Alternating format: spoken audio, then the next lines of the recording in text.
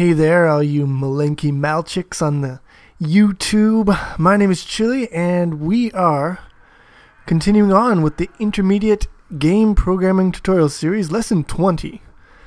This is the second part in my little two-parter on collision in a platformer engine. Got a little nice little background video of some ultra violence here to set the oh my god, oh, I knew that was coming, but it still gets me every time. That is horrible. Just want to set the tone for this lesson because it is going to be a major clusterfuck. And I figure this is kind of sets the tone for collisions. Anyways, enough of the video. Now to talk about my video. So I finished recording this lesson. It's going to be about, I guess, 3.5 hours, what I'm saying? I'm guessing 3.5 hours, so you've got a lot of tutorial ahead of you if you have the testicular fortitude to stick it out to the end. So just warning you now, for those of you who complain about long videos, you're gonna get a super long video here. So that being said, I think we can handle this situation as adults. All we got to do is find the pause button. It looks like this. It's a button like this here. And when you feel yourself, your body shutting down, your brain turning to mush in the onslaught of my word bombs, just push the pause button. Take a little note of this number down here and come back when you feel refreshed and ready for another dose of Chili's word magic. Getting some learnings here.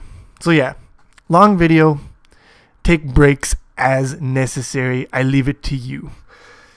What else? Oh yeah, and it's kind of complicated, and maybe I didn't explain things too well in certain sections.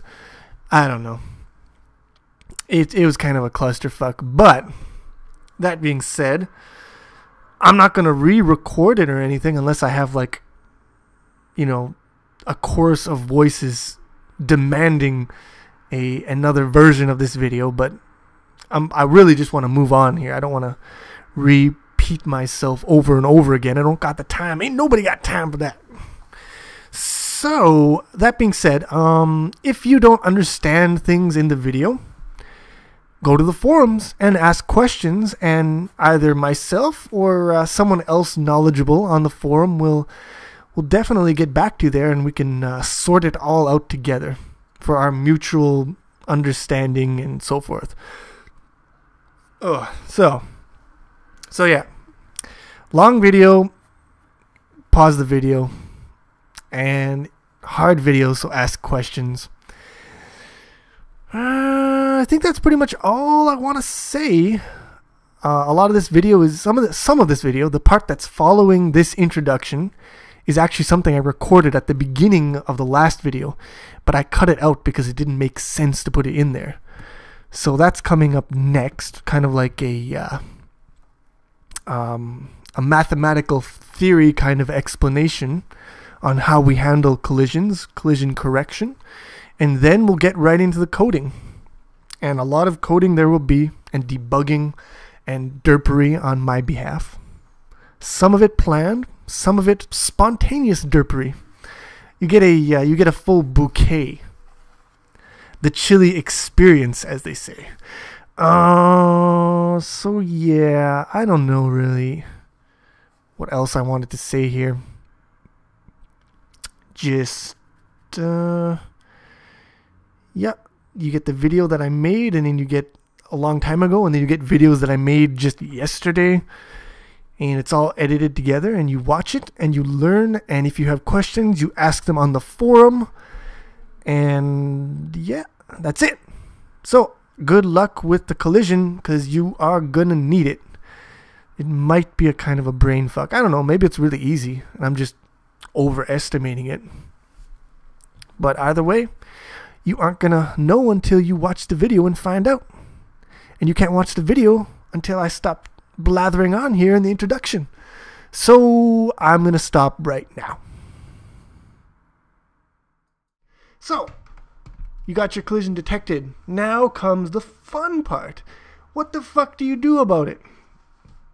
You've got these two rectangles chilling out in each other's space, getting all up in my grill. What are you going to do about it? Well, you could, let me just make a new layer here. I'm going to copy this layer. And I'm going to go blending options. Just blend that motherfucker down. 30%. Okay. So, let's say you've got the light colored rectangle is your last frame position, and the solid one is your new position after updating. And it's colliding with the blue. So what do you do about it? Well, obviously you want to move this rectangle, the red or the red and the blue, or just the blue, depending on, depending on your mood at the time. But let's say the blue is going to stay where it is. We're just going to handle the red. All right? Easiest way to do this would be, I guess, just to go back to where you were. This could be achieved in a couple ways. Like if you have your velocity, just do the reverse of your update and revert back to your non-colliding position. And you could do that, but it would kind of suck, because let's say you've got your guy over here, and his movement speed will make him go here next frame. And then, oh, they're colliding, so revert. And then next frame he tries to move and then revert. So what happens is the player just sees these two blocks. He's trying to move right, but he sees these two blocks just kind of standing still here with this gap between them. They never touch. You can't make the PPs touch, and that is not a good situation. Or is it? But anyways, yeah, so reverting, rewinding is, it works, but it's got its flaws. So what if you wanted to make the PPs touch? How could you do that? Well, there's a couple of ways. I mean, just looking at this collision, like any random collision, looking at the red block and the blue block, you have no way of knowing where it came from. Like, it could have fallen down like this, in which case you would want to be able to, you'd want to put it here, right, to handle the collision. Or it could have come in from the side, in which case you want to be from here. It could have come in from the bottom, in which case it would have to block over here. Just looking at the two things alone, you can't really, you can't say. Now there's an approximation in which you take the penetration and you take the shallowest penetration. So, I mean, if you're kind of jumping here and you go like this, boop, it's probably not going to be, it's not going to be this one. It's going to be, you want to offset in the vertical direction, right? The shallowest one in that case. Or if you're walking in, you're walking up and you go like this, you're probably not going to want to offset this way. It's going to be the shallowest one. So it's possible for the player to fall really fast and go bam like this, in which case the penetration would be, you'd want to offset this way in the deepest penetration. But generally, you want to offset in your shallowest penetration direction. So you can compare, fuck that. Let's say you're coming in, you go like this. You can compare your X penetration to your Y penetration. Pick the shallowest one, offset by that much, and you solve your problem. And that will give you the proper result in most situations, I would guess. But obviously there are some situations where it wouldn't work, especially kind of like corner cases, where if you're moving this, let's say you have a high, let me just, you're coming in at a, let's say you're coming in at a shallow angle here. Shallow angle, but you have a high horizontal velocity. You might come in like this, and Control Z. You might come in like this, which would technically mean you banged into the side, but because your shallowest penetration is in the horizontal, you'll end up like this. So shallowest penetration will give you bad results sometimes. Another way you could handle the collision handling, good job, it's another approximation, by the way, is you could separate your motion. What I mean by that is, first you move vertical, then you check for collisions, then you move horizontal, check for collisions.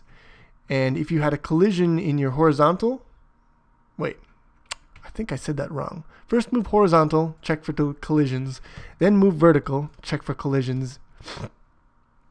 If there was any collisions during that time, you want to revert back in that direction, the direction of motion. So let me just move this over here. So I mean, in this case, first move horizontal. So if you're moving this way, you move horizontal first, you check for collision, which is here like this, and you revert back here by the offset. And then you go vertical, and you do that, and you're done. Which would simulate you bang into the wall and then sliding down. Stop it. And again, that works. That'll probably work in most cases. But like, let's say you imagine you got a character and he's trying to jump up here, right? So you're gonna jump up like this, and then next frame maybe he'll go like this, and then you'll go down like this or something. I don't know, whatever. He's trying to jump up, and so you do your thing, and you're gonna first move horizontal, so you go bam, and then you revert this way, and then you go bam, you do your vertical, and yeah, you didn't quite make it. You banged into the wall, and now you're gonna fall down. So that would probably piss some people off playing the game if they couldn't jump over your fucking blocks because you got some janky stuff. Now remember, a single frame is only 1/60 of a second, so you're not going to be moving super far unless you're going really fast. So in most cases, these approximations would probably give you the right result. And even if they fucked up, it would be so close that the player wouldn't even really notice. They'd just be like, oh, I guess I missed that jump. But the fact of the matter is that they are not going to give you the correct answer all of the time. And as you know, Chile is a perfectionist, so we are going to look for a solution that will give us the correct answer. So, how do we do that? Well, that's where the fun comes in. That is where you may have to pause the video halfway through and shoot yourself in the face. But I don't recommend you do that. I recommend that you listen to me and, learn and shit. So, we've got, how am I going to set this up? We've got a collision situation here. And we want to determine whether we collide with the top or with the side. And once we determine that, that'll let us know whether we've got to offset this way or whether we've got to offset this way to correct the collision. Now, just looking at the trajectory here, we can see, we're colliding with the top. Now, how can we analyze that geometrically? Like this is kind of like an animation here, visualizing. How can we visualize it as a static picture? Because that's the first step in turning it into math. Well, let's do it like this, people. I kind of want to make a copy of this, and then I kind of want to hide the copy. Good. Now I want to go to this layer. So let's draw some lines here. We're going to draw lines of motion. Actually, we're only going to draw one line from this corner here to this corner here, because this corner and this corner are basically, they determine whether we're banging on this side, on the top, or on the side. So this is, pretend this is a straight line, and this would represent the motion of the bottom right corner of this red rectangle. Now, as you can see, the bottom right corner collides like this. So we're colliding with the top. And what we can say is basically if this line passes over this point on the red or the blue rectangle, the top left point of the blue rectangle. If the line passes over it, we're colliding with the top. On the other hand, let me just undo a bunch of shit here. And let me move other shit if I can. Let's go for this one now. We draw our line here, and we see it passes under the top left corner of the blue rectangle. And so that means we're gonna bang into the side of the rectangle. So you draw a line from your bottom right corner here of your start position to the bottom right corner of your finish position, and you check to see whether that line is passing over or under the top left corner of your target rectangle. And that's how you do it. Now in terms of math, you've got a point here, you've got a point here. That means you can find the equation of this line. Oops, wrong one. You can find the equation of this line. And once you have the equation of that line, you take the x value of this point, you plug it into the equation, you get the y value of this point. You test the y value of this versus the y value of this. If it's lower, you're under. If it's higher, you're over. I'm kind of getting shit mixed up here. I mean, if it's higher, you're under. If it's lower, you're over. That makes sense. You know what I'm talking about, because y goes in this direction. Y gets higher as you go down. It's fucked up on the screen, and we'll just have to deal with it. So that's how you do it mathematically. Now I'm going to show you how Chili did it, because Chili didn't actually figure it out this way. So how did Chili do it? It's kind of a weird thing, but I want to show you anyways, because I think showing you in a couple of different ways will make it easier for you guys to wrap your hand around this bullshit. Honestly, I don't know how hard it is, because I'm stuck inside my own head. But in case it is pretty hard, we're going to go over it a couple times here. I mean, this is the second time. I'm not going over it a third time. Fuck that shit. So, you've got your start position, and you've got your finish position, which is colliding. So how do we determine this shit? Well, I'm going to show you how Chili determined it. We basically look at two things. We look at our velocity. So that's Vx, Vy. Velocity determines the difference between the start and the finish positions of your moving object. And the other thing we look at is the penetration. Sounds kind of dirty. Px and fuck, I fucked that up. Let's try that again. Py and Px.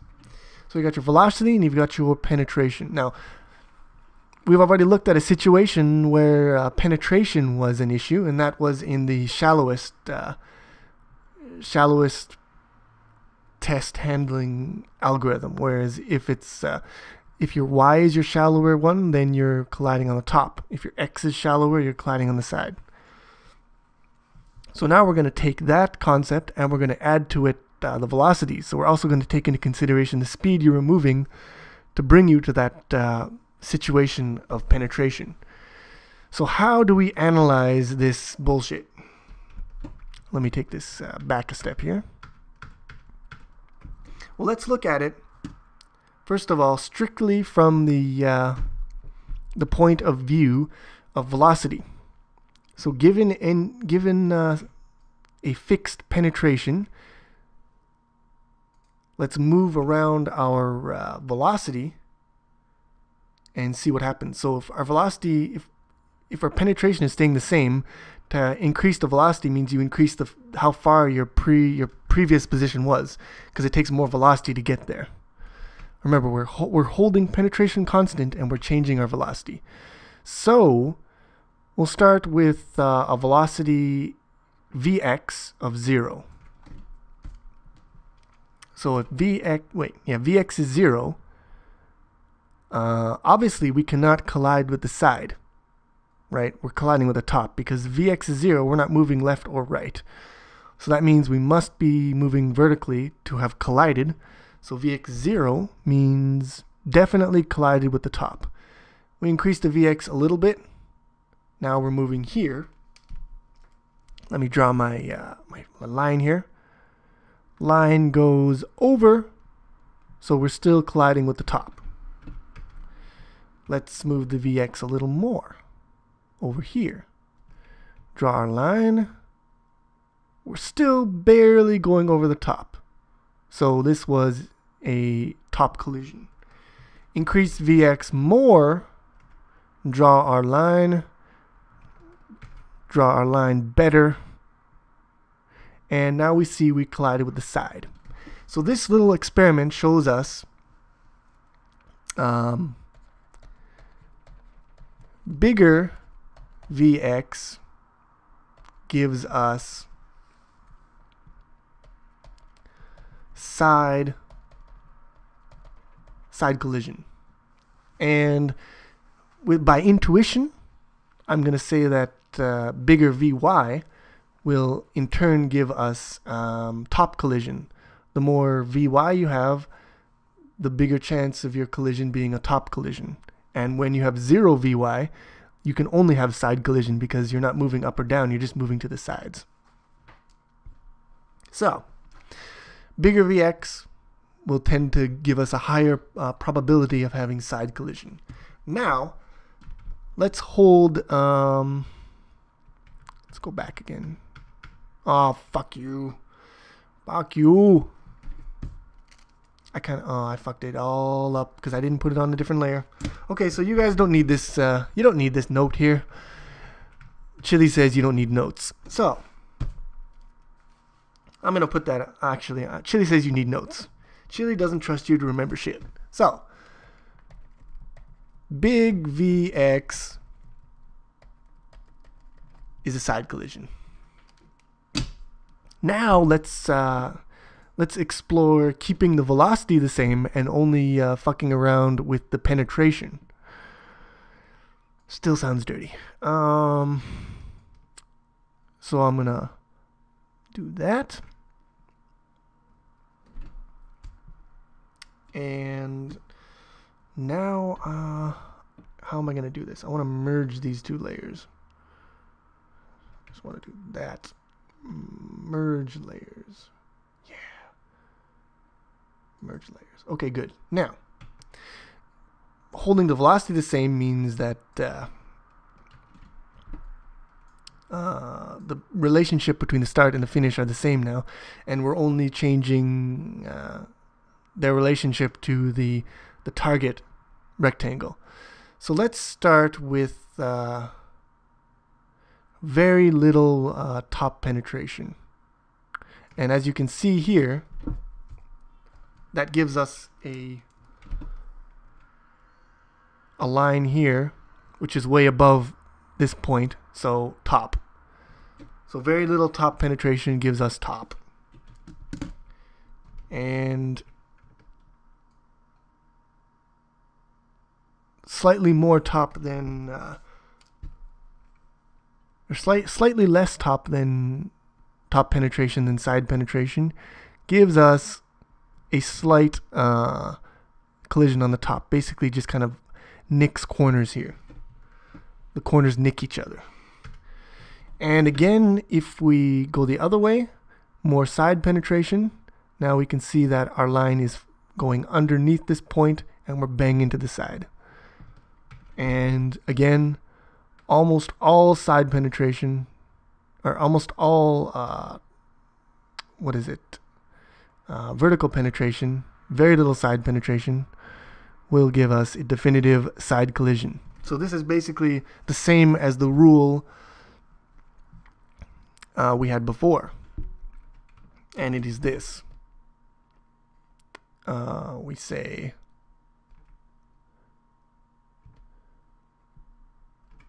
basically big px, big penetration in the x direction, big px will tend us to have a top. So big Vx gives us side, whereas big px gives us top. And now I'm going to make a ratio here. And I just basically did this by more or less what I showed you guys, just looking at the diagrams of collision and intuiting a solution. And what it is this. So let's make a relationship to test whether we're colliding with the top. So we go top if, and we know that a big px will give us a high probability of top. So we're going to go px. But we also know that a big vx gives us the side. So px will make this term larger, but we're going to divide by vx, which will make this term smaller.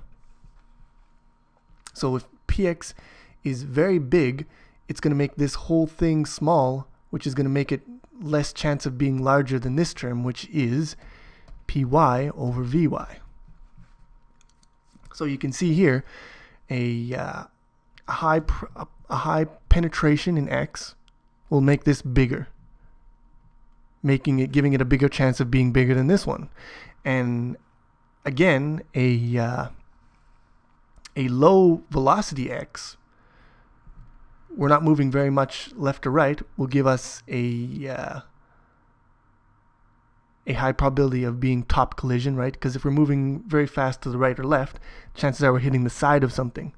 Whereas if we're going up and down, very little left and right, this goes small, which makes this thing bigger, right? A big Vx would make this whole term smaller, which would give it a bigger probability of being smaller than this one. Falsifying this, making it side. So this is how I did it. It's kind of complicated unless you kind of intuit the ratios here. These ratios explain it, but you can do a simple thought experiment. Imagine again Vx is 0, so we're just moving horizontal vertical. Let's see if I can I can't do it. I'm gonna kill this one. You go dead now. Oh, fuck that. I didn't want to do that. I'm sorry. I apologize. I apologize profusely. That's what I get when I write shit on the wrong layers. But anyways, ignore this fucking thing here. Let's say we're moving only vertically. That means that Vx is 0. So if we're just moving vertical, we're sliding this guy down here. Bam. Obviously, we're colliding with the top. If you're only moving vertical, there's no way you're going to hit the side of anything.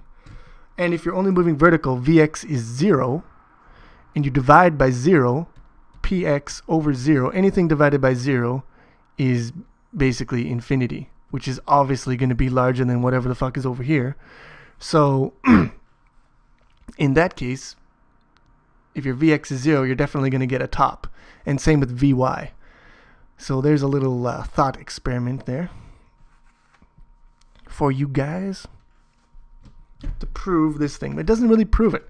I haven't proved this. I've only given you some evidence as to how this might be true, but this isn't a proof. Now what you can do is you can take that earlier situation we had with the straight line and the points and everything, and you can plug this equation into this, and you can prove this. And I have proved it, and it is true. That being said, I'm not going to prove it on here because it would just take too long, and it would probably bore the shit out of like 93% of you. And for the 7% of you who do give a shit, I recommend that you try to prove this relationship yourself. Prove this ratio comparison thing. And if you have done that, then give yourself a pat on the back. Or you can actually prove it on video and send me a link, and I will give you a pat on the back. No money though, just pats. Okay, so this is the relationship. Now there's only one more thing I want to do with it before we get into coding, and that is that we've got these dividing here, Vx and Vy. Vx and Vy can very conceivably be 0, especially Vx. If you're just falling down straight, your Vx is going to be 0. And in that case, you try to calculate this in the in code, and your computer is going to barf because you're getting a divide by 0, and it doesn't like that. does not like to divide by 0. So what we're going to do here is we're going to do a little math happiness, which is, and actually it's funny because when I did this, when I did the first run through of the collision code, writing it on my own here, I used this exact thing the way it is, and I had to handle the problem of dividing by 0, and it was ugly. And then I thought to myself, maybe you should just stop being retarded, multiply both sides by Vx, and multiply both sides by Vy, and you get Vx, here, Vx here, and Vy, and Vy. These Vy's cancel, these Vx's cancel, and you get Vy times Px greater than Vx times Py. And this is the final relationship that we're going to use to test to determine whether we're colliding with the top of something or the side. Now I've only actually shown this example here of coming at it from the top right, but it's very similar coming at it from other directions, and we will handle that when we get to the code.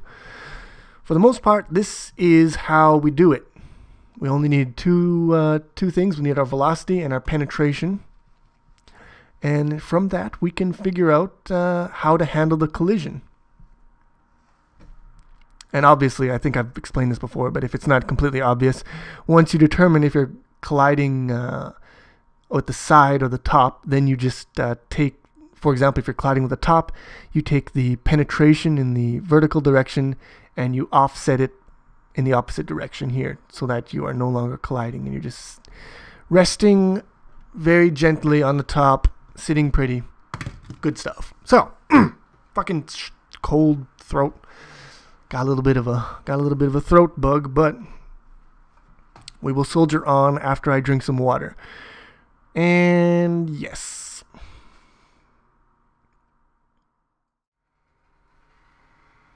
So, after that lengthy introduction to collision correction, let's do something completely different, because that's what we do. Well, not completely different, but I'm going to get you to, first of all, let's go to player sprite here. Let's change the Y position that we start off on. We'll go for 425. That's just a little cosmetic matter at the moment. It's going to let us start on the actual level of the platform. Yeah, like that. Actually, I want us to move over a little bit here. So let's go for 225. Let's see how that works out for us. That's good. Perfect. Okay. So now we've got our dude in a plausible start position.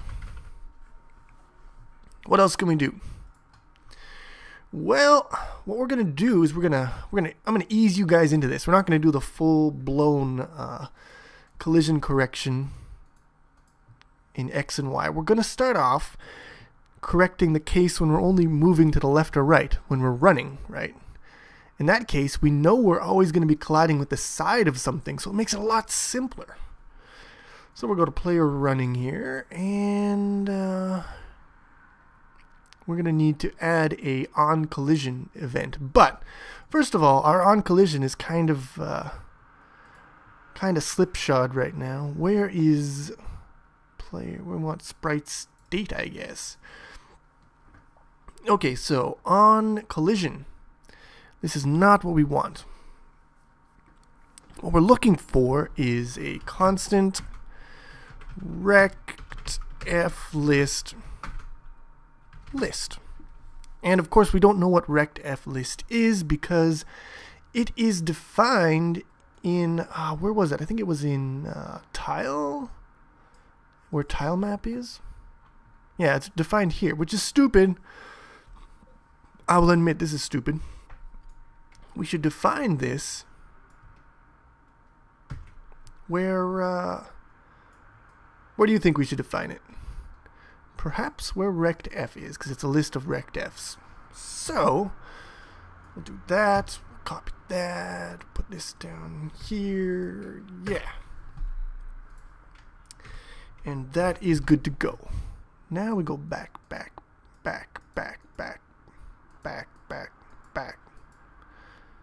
Too far back. Good enough. And we see that rectf list is now fine and dandy. So we need to fix a couple of loose ends there. Obviously jumping is going to be kind of messed up because that's totally different now. So we'll get rid of that. Yeah, we'll kill it for now. And oh wait, scratch that. We want to go to on collision, the definition. We'll delete that definition. Then we'll go back and delete the declaration. And one more thing, we want to go to game.go and get rid of this bullshit, because that no longer applies. Let's just try to build it now. See if it builds.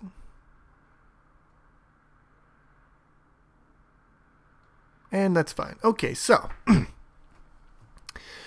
that is our collision all set up, or sprite state. Here it is. So now our collision is going to be based on a list of rectf objects. Now we want to override this function in player running. So we go down here. Actually, we'll go back. Back. Yeah. Copy this. Go forward. Paste it here. Get rid of that. And now we're ready to go to implementation file here. Oh, wait. I gotta go back. Back. Copy this. Forward. Paste it down here. Ugh. White space. And we want to get rid of the virtual.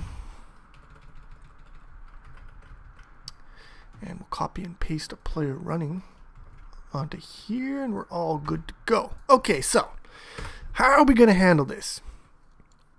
Well, it's quite simple. It's basically that stuff I explained to you, only way simpler. What we want to do is, obviously, if a rectangle is in our rectf list, then we are colliding with it. We can assume we are colliding. So now we have to decide whether we're colliding on the right side or the left side. And we make that decision based on our speed. If we're moving to the right, then that must mean we're colliding on our right side. And if we're moving to the left, we're colliding on our left side. So we'll do if core.vx greater than 0.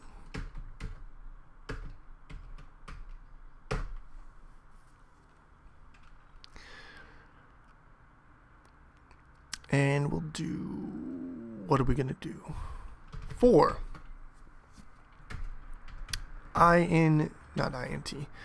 rectf list iterator, not insert. Fuck you, man.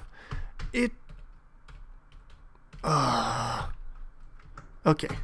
I is equal to list.begin, comma, end is equal to list.end as long as I is not equal to the end I++. So there's how we iterate through our list of rectf objects. And for every one of these, we're going to do, let's see here. Let's do what are we going to do here?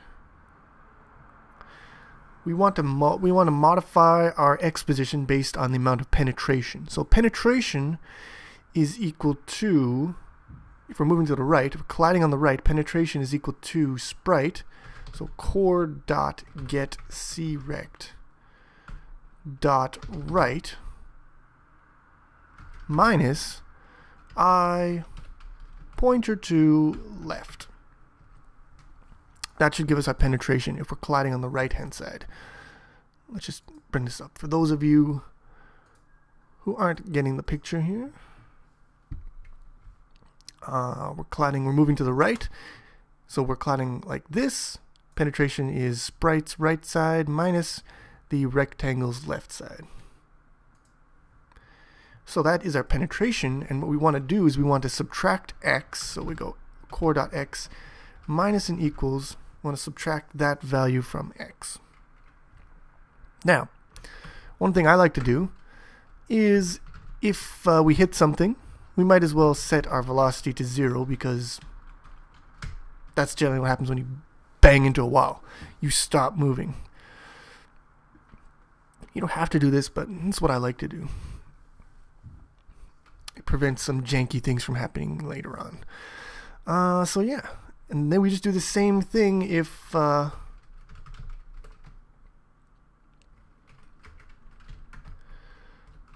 core.vx is less than 0. I should put that 0.0f just because f. There we go. And we do much the same here.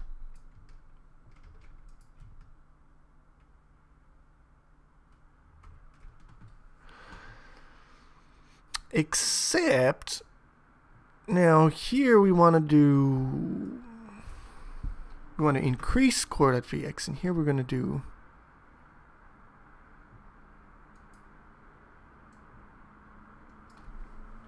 I pointer to right and core.getCrect.left. We're switching it up a little bit. And we also set the velocity to 0. Now, here's a problem. This is underlined. It's saying we don't like list. What's the problem here?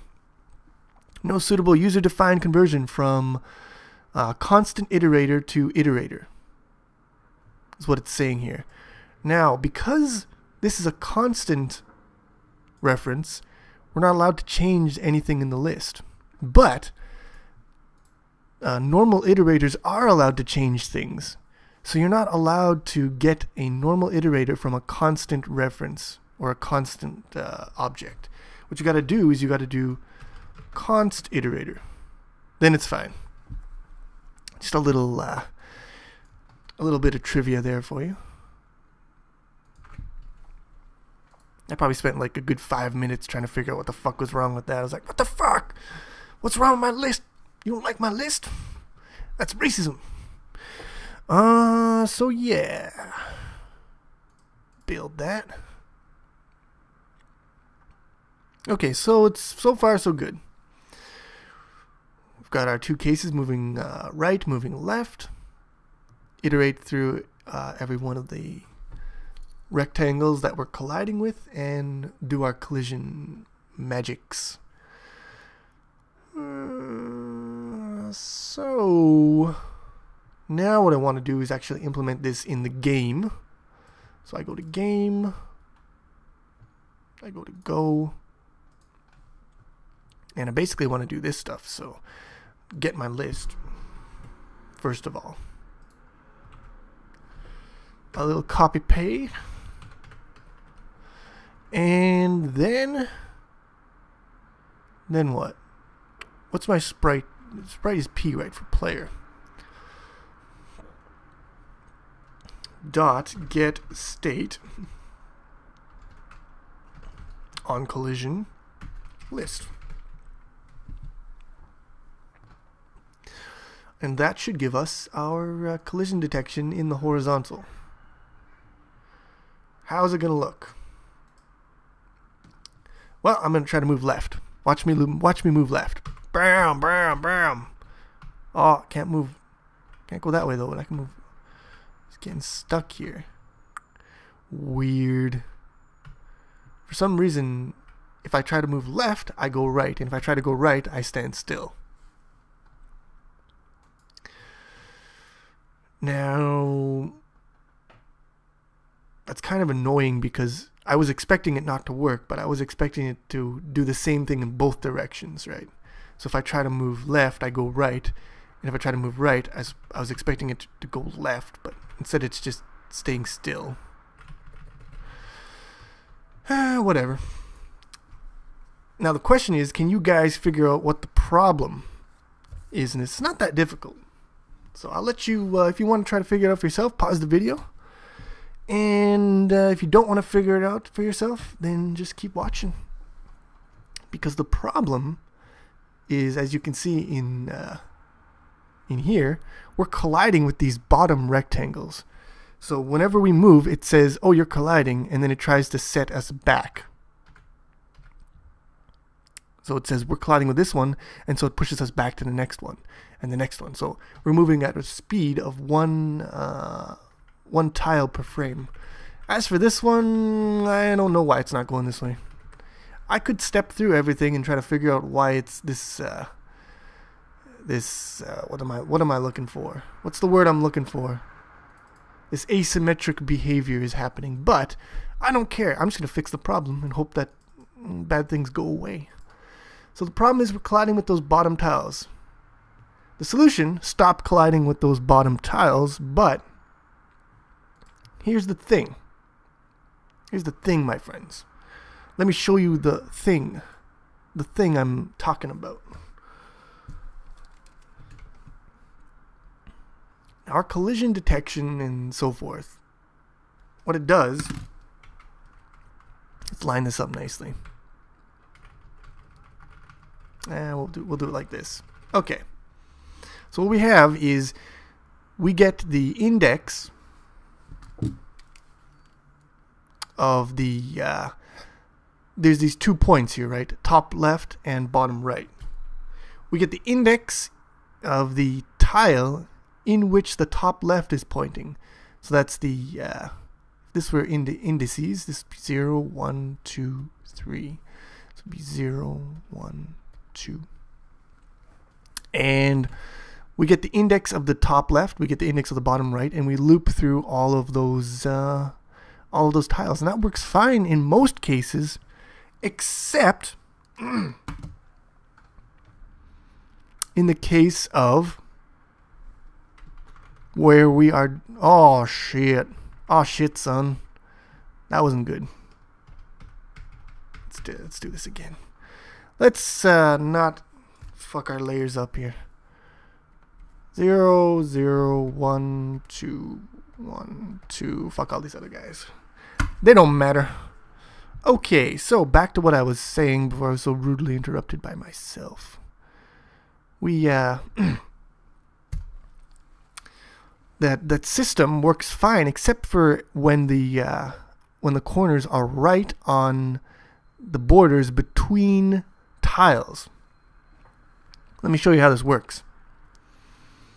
So these positions are 25, 50, 25, 50. What we do is we take the coordinates of these points and we divide the x and y by the size of the tiles.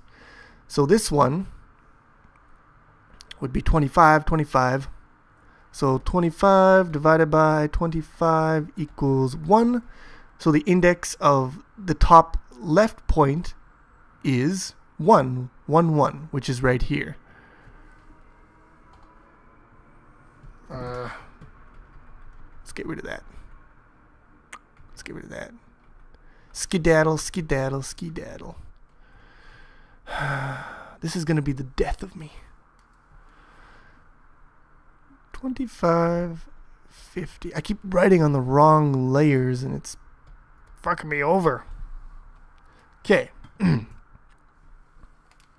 So the situation is, of course, 25 divided by 25 equals 1. Get that layer over there. Yeah. Nice. And that's a situation of 1, 1. Let's get me some different color here. Yeah, nice.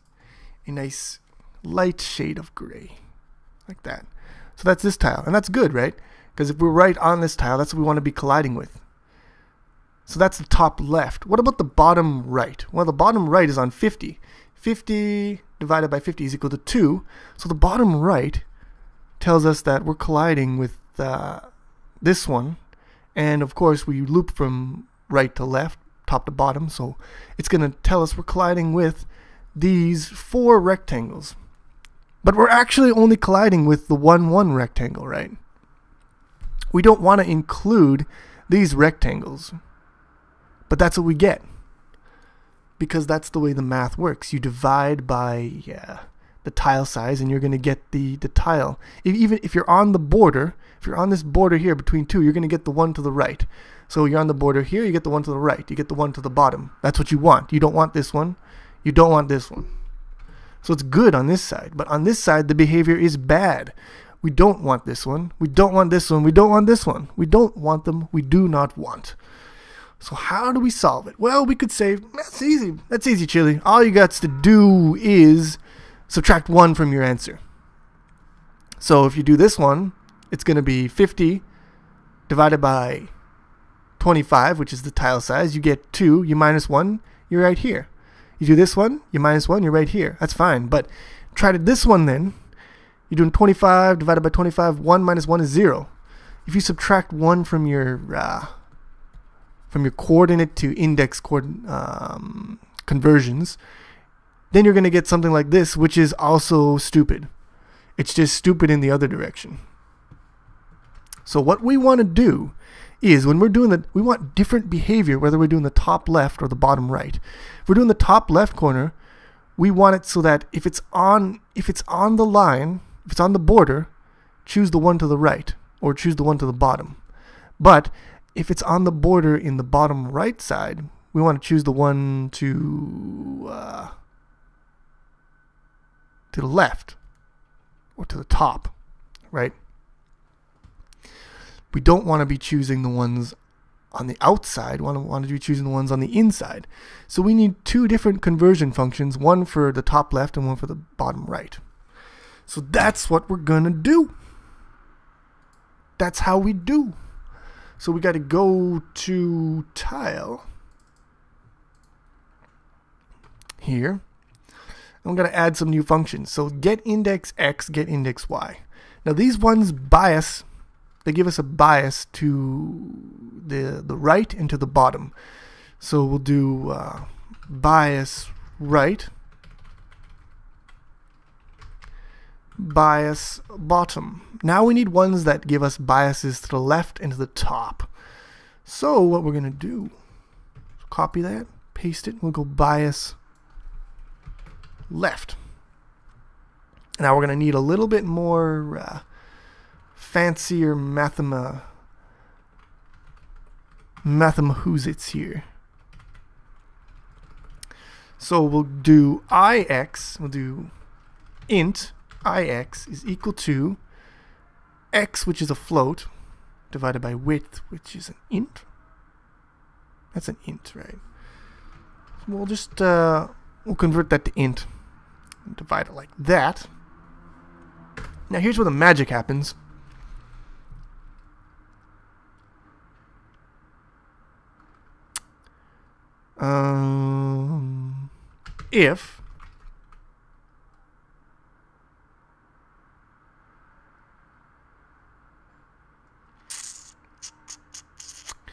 If ix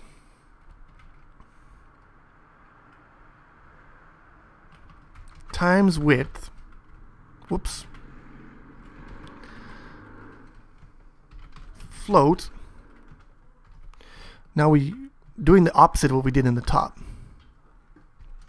is equal to x, ix minus minus, return ix. So, do you get what we're doing here? It's not that difficult. We just divide, we do integer division, right?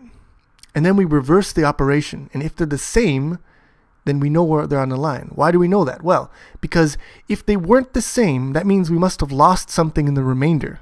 It wasn't it didn't divide perfectly. And if it didn't divide perfectly, it means it's not on the line. If it divides perfectly, then it's on the line. And if it divides perfectly, then that means that the reverse operation will give us the answer that we came in with. So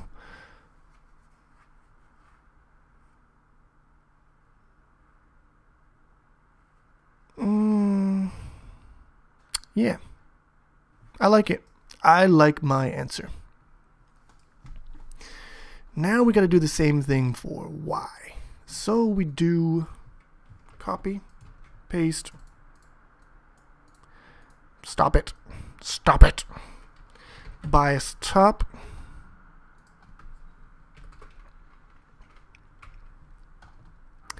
and we're just going to copy this here, paste it here, and replace all these IXs with Ys and all these widths with height.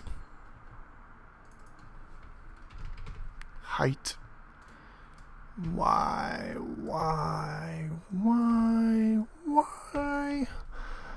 Good. Okay. Now we've got to change our tile map get C-rects. We've got to use these bias functions because these old ones don't exist anymore. So we do bias. So for the top left, we want to bias to the bottom. And so that's for the top. For the bottom, we want to bias to the top. So bias top. For the left, we want to bias to the right. Bias right. And for the right, we want to bias to the left. Bias left. And that, my friends, should be that. Now we should no longer be colliding with the rectangles on the bottom. And in fact, we are not colliding with those rectangles. Hallelujah! Bam. So you see, we can... whoa! What was that? Oh! So we have problems here where if we stop running, we drift into the wall. And that is because of our slide.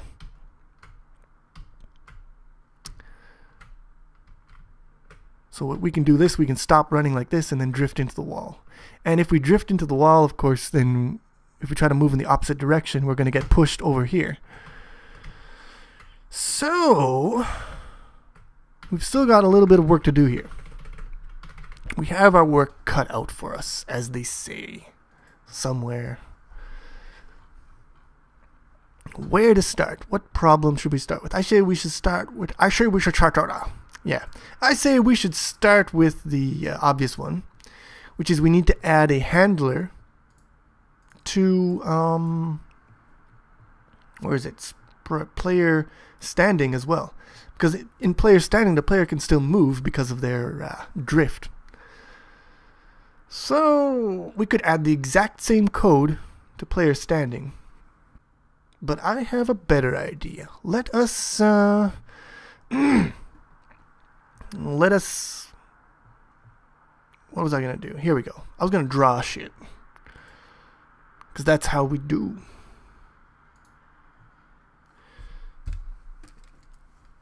So we have player...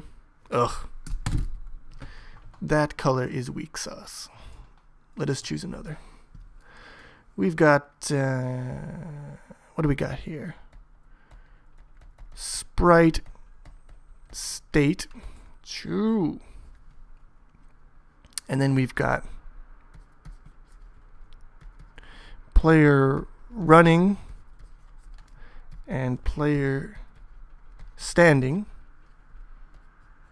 and they inherit from that. So we could implement that function in here and in here, but it's going to be exactly the same. So what else could we do? Well, we could do something a little neat here. We could say, well, player running and player standing, they have a kind of common feature. And that feature is that they're both states which only move horizontally. So we could do player moving horizontally, and then derive that from sprite state. And we put the function in here the collision function here, it's going to be inherited into these ones automatically. So we don't have to copy the same function in two different places. Now, this works because it's kind of logical to group these two together. They're very similar in many ways. They both have very similar movement. So I like it. I like grouping them together. I think we're going to do it. So, to do that, we need to add a new class. So we go project, add new item. We'll add a header file. Make sure to browse to the correct folder. I'm getting better at that, man. Fool me once, can't get fooled again. What was it? So we'll do player moving horizontally. That's pretty long, but it's okay. Sounds good to me. Wait, what? What happened? Okay, I think we're safe. Safe as houses. Player standing, player moving horizontally. Good. Let's copy player running.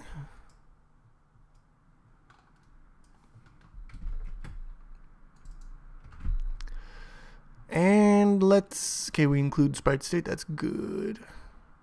Player moving, whoops. Player moving horizontally.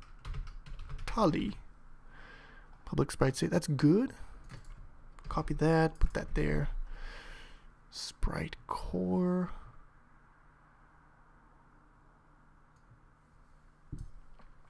We initialize the core there. We don't change anything here.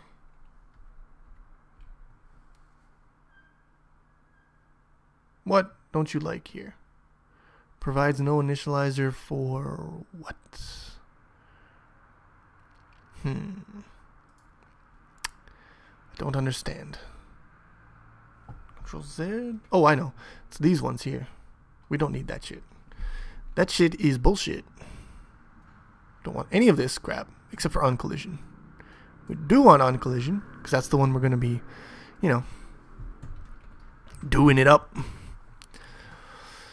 So now we need an implementation file. So we make a CPP file, and I hate typing. New item. That's that. That goes there. There you go. Swing your partner round and round. Include player moving horizontally.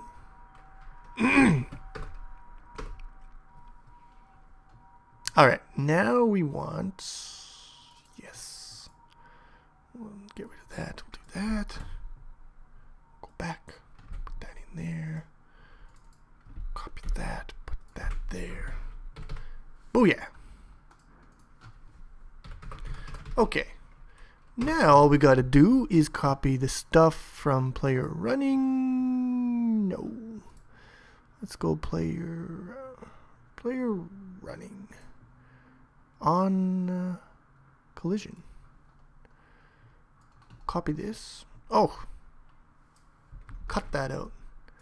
Delete the rest because we're not going to need it anymore. We'll go back. Ooh, put that there. And that should be that. Now we'll go to player running. We'll get rid of the on collision from here because we don't need it. And that, my friends, is that. Or is it? It probably is. Yeah, I think that's it, actually. Try to build, because I'm probably wrong. There's probably stuff I forgot. Or maybe I didn't. Maybe I got it exactly right on the first try. So let's try gliding into the wall. And it still works. Okay. What? What? What? What? Okay, so we just managed to get rid of all of our collision. Not the desired effect. Let's fix our problems. Can you guys guess what I did wrong? Because I already know. I'll let you try to figure it out, but it's pretty simple. We didn't inherit player running from player moving horizontally. And of course we got to include that if we're going to actually use it. Include player moving horizontally. How's that?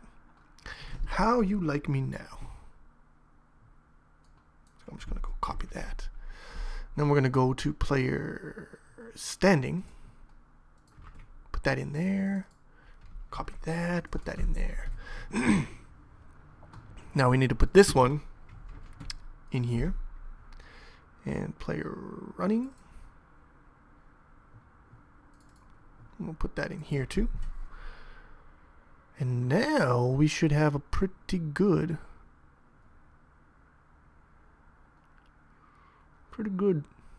stuff. Build.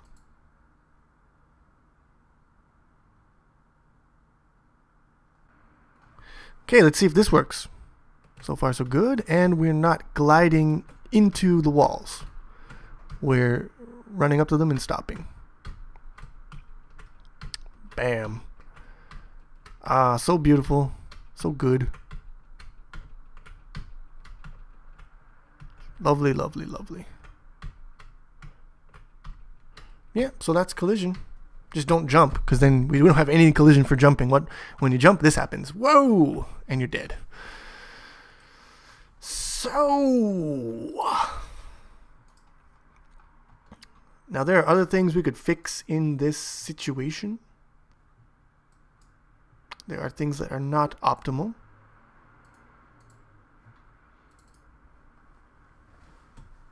But you know what? Actually, there's one thing that might be a problem. That is a problem. And it doesn't happen all the time, it'll happen some of the time. So we have to fix this. Obviously, it's not good. It's not good when occasionally you just fly through walls in the opposite direction, which you intend to travel. Not usually the intended result. So, if you want a really good challenge, think of this as like homework. See, you guys want homework? I'm going to give you the thing that's better than homework. You get homework even before the video is over. Just pause the video and try to figure out why the fuck this is happening. Because it's not an easy one. But if you are not that intrepid, then I guess you just let me tell you why it's not working. Now the problem, as I see it, if my memory does serve me correctly, because I've gone through this and I've fixed this before. The problem with this is, where is it? Where's my update? Player running. I want my class view. It's much more useful to me. Player running on update. There we go.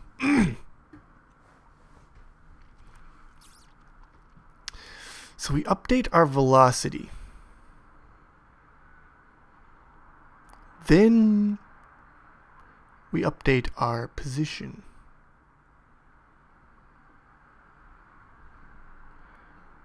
Right. No, we update our position, then we update our velocity. Okay.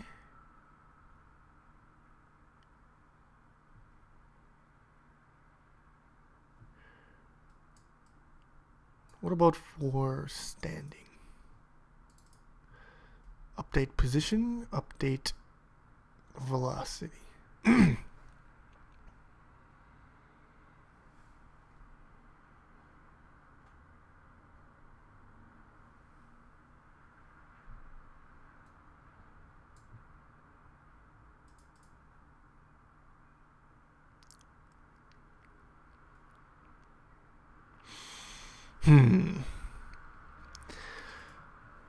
trying to remember how this went, because it was a tricky little problem.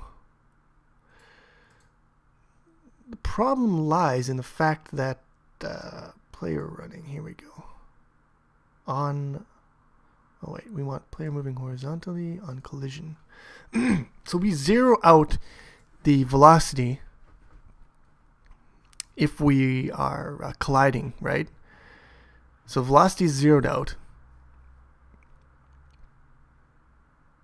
Then let me go to let me get rid of this. I want more space to see. We go to game.go here. First we change our state based on our position, right?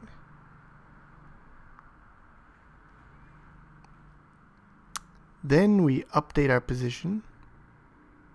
Then we do collision. Then we draw. So we're moving to the right. Nothing changes here. We update our position. We run into the wall. We are now penetrating into the wall. Then here we correct and set our velocity to 0. We go back here. We do nothing. We're still moving to the right.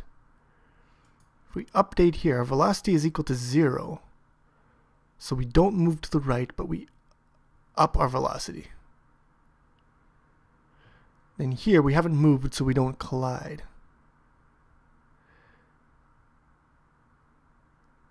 Then here, if we change our position at this very moment,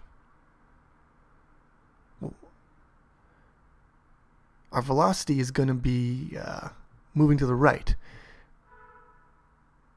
But if we change our position, our speed is moving to the left. Then we update. When we update, first we change our position where we move to the right, but then we change our velocity, but because we were moving to the left state, our velocity will now move to the left. And then we update, we're colliding, our velocity is to the left, we get shot to the right. Does that make sense? I hope it makes sense to you guys. It sort of half makes sense to me. So let me just put it on a picture for you guys. We're colliding, we're moving, we collide. Our position is reset here. Our velocity is set to 0. We're still holding the right button, by the way. So our velocity is now 0. Next frame, because our velocity is 0, we don't move in, we don't collide, but because we're holding right, our velocity is updated, and now our velocity is 1 or whatever, moving to the right.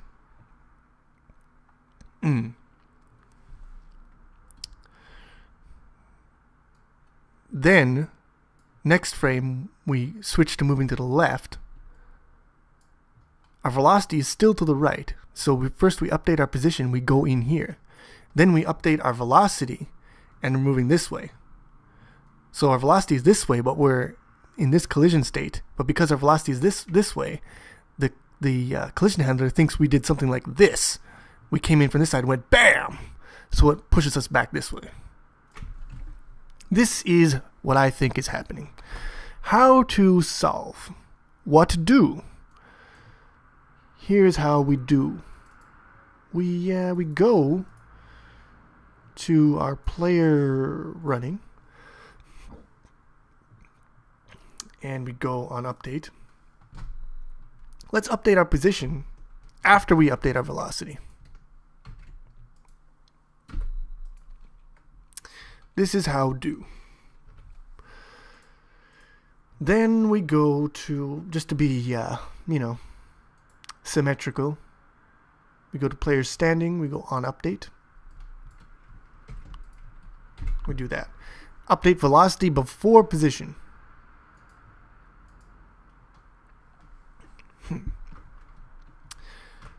This will solve our problem. Now we no longer have that problem of jumping to the other side of the wall. There you go. Very simple fix, but it's a pretty hard problem to find. So for those of you who went through the trouble of trying to figure it out yourself, I salute you. Wow. By jumping off a cliff and killing myself. Break. Stop. Okay, so that is horizontal collision in a nutshell. That's all we got. That is all we need. Player running on update. Yeah, so I guess the next thing is to go into full-on collision in 2 axes, jumping collision as it were. But I think I'm going to stop the video here for a second and take a little break. Alright, that is it for the foreplay. Now let's get on to the main event. But before we move on, there's one thing that's been bothering me. I just want to fix it up. For that I'm gonna have to do some splaining. There we go. So in the current situation,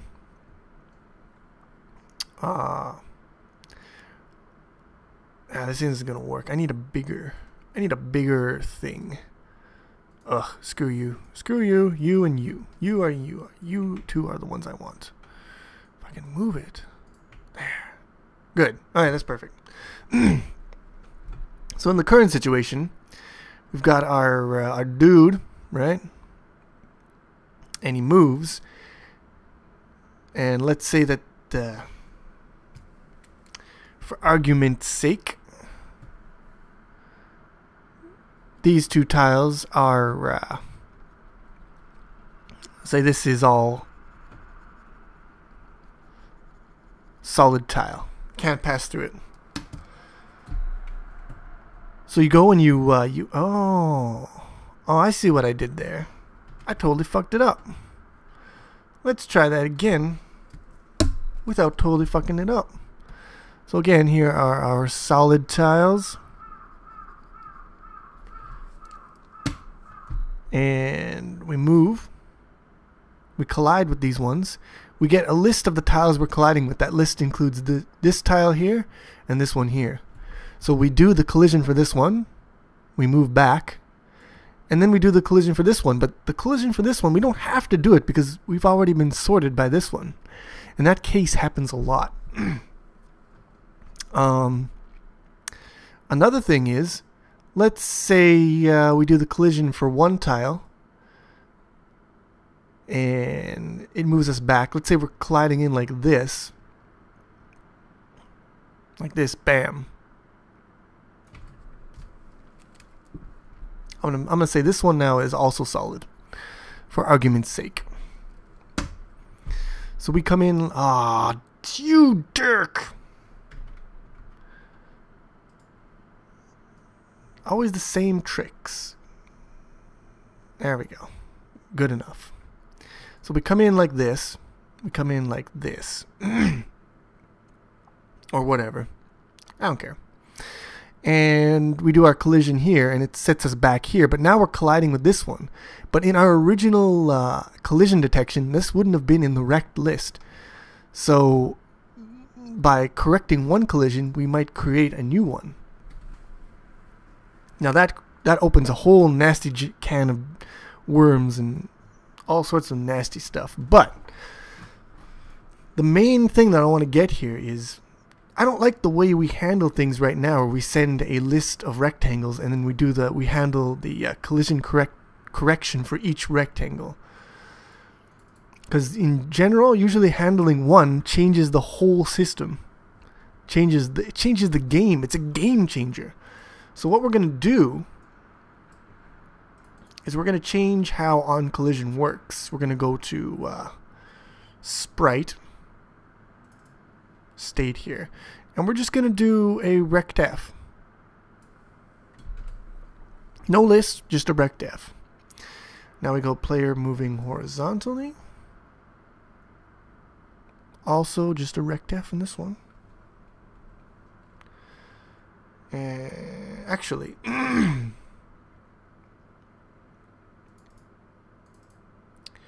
we'll start it over here, like that. And now we don't need this. Or this. Or that. Or that. That's fine. It's not list anymore, it's now rect. Dot. Rect dot. Alright, so we do that. We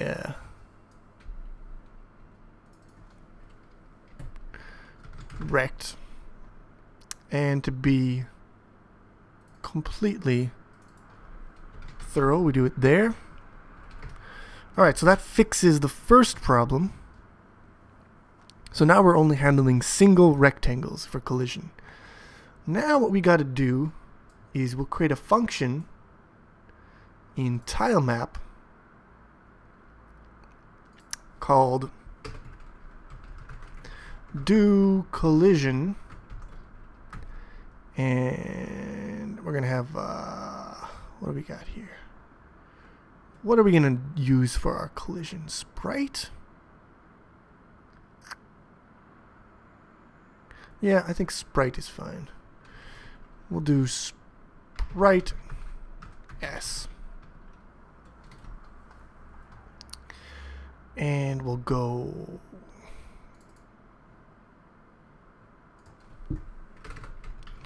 void tilemap do collision sprite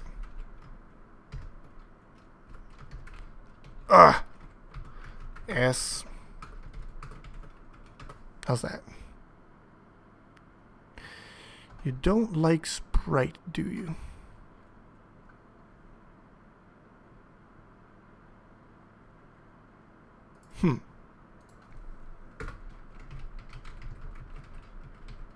There you go.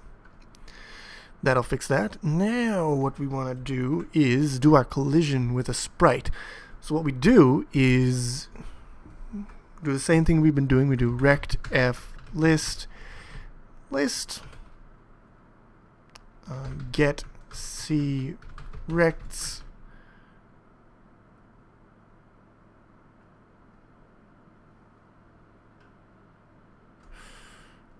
s dot get c rect list.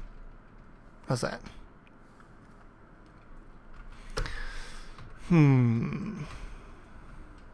Do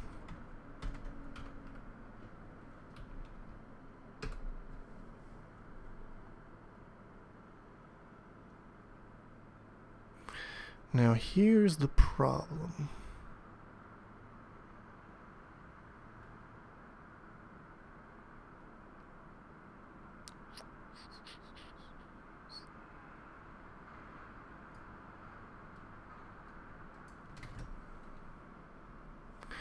I might be able to use a for loop.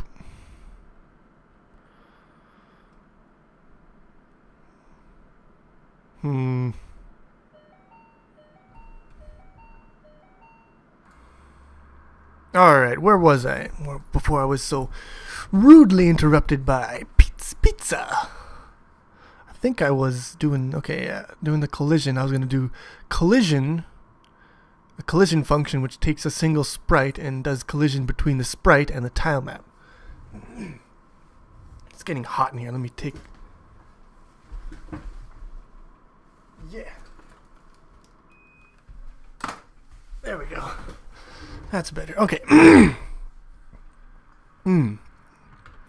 So, what we want is we want another function.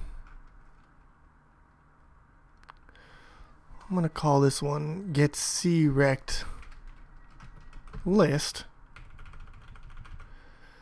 I'm going to create another one.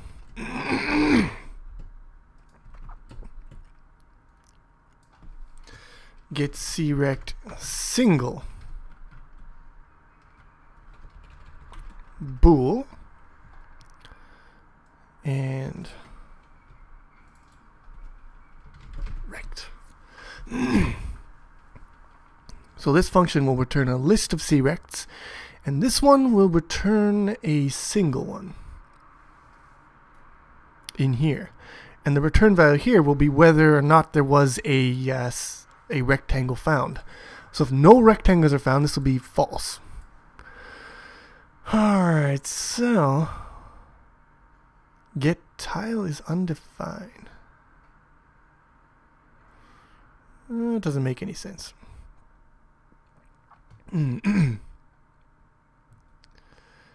Crect single. Okay, I gotta go to tile map here.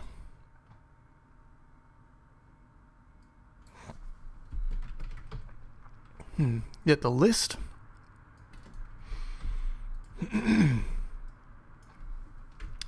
Bool single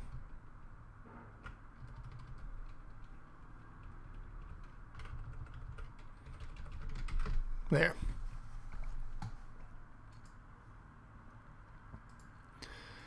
That should take care of that problem. Now we got to change this one up to make it so that it only returns a single rectangle. So we do the same thing. We loop through all of our BS, but when we find a rectangle which is not passable, we go rect. Wait.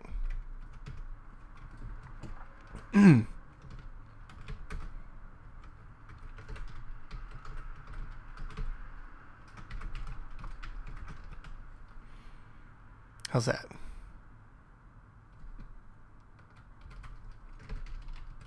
That's better. So we set our rectangle there. Return true. Otherwise, if we didn't find any rectangles,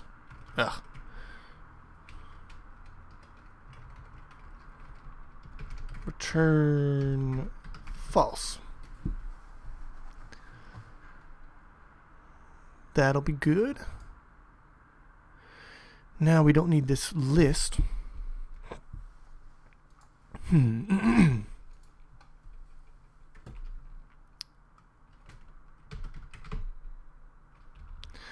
Rect F rect.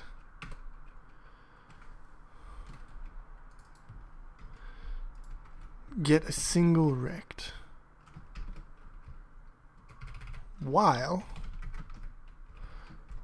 there is a rectangle that we're colliding with,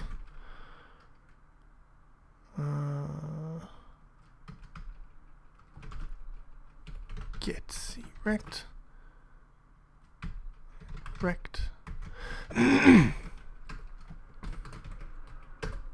So while there is a rectangle to collide with, s dot get state dot what? Okay, that's fine. Dot. Why is that not working?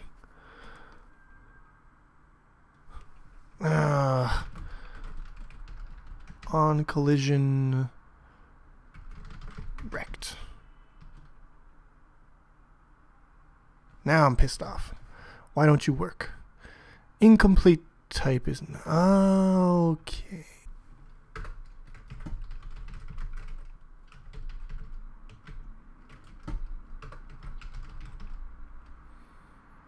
What about sprite state? How about that? That looks like that was the one. For some reason I needed to include sprite state. I'm not even gonna fucking... I don't care, man. Alright, so we do that. Now we've got to fix a couple of little errors. like this one here. We don't need this bullshit anymore. Let's try to fix that.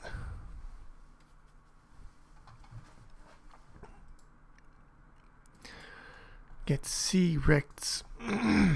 Get Crect list. Let's try to build that again. Good. Now we're gonna go up here and do our little thing here. Do our little sexy dance. And that is CPT. T dot do collision. P. We should be able to pass P because it's a kind of sprite. It's a player sprite.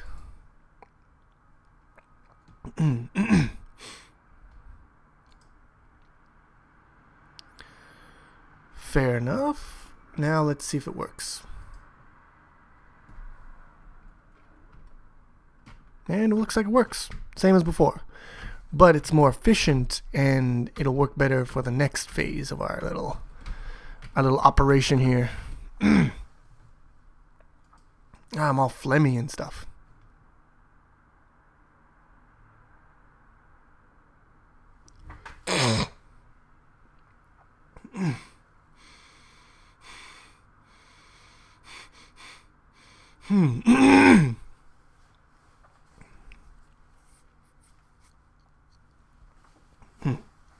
All right. Now is the fun part. We're gonna have to implement this bullshit here. So how do we go about it? Well, we've got a good framework set up now with this do collision function. We just gotta follow it through. Gotta study it out. So we go to player jumping and we add a virtual void on collision constant rect f rect. Copy that. Go down here. We'll go player jumping. Here.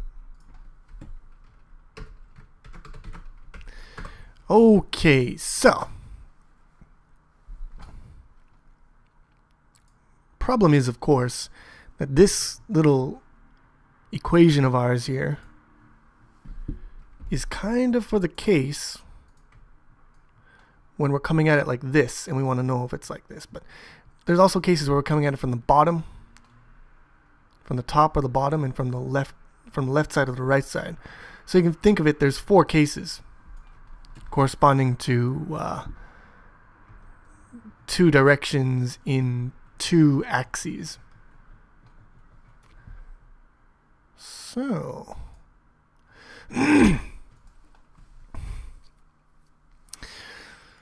let's see here. Well, let's just code the first case and then we'll figure it out later on as we go. So the first case is if core.vx is greater than 0 and core.vy is also greater than 0.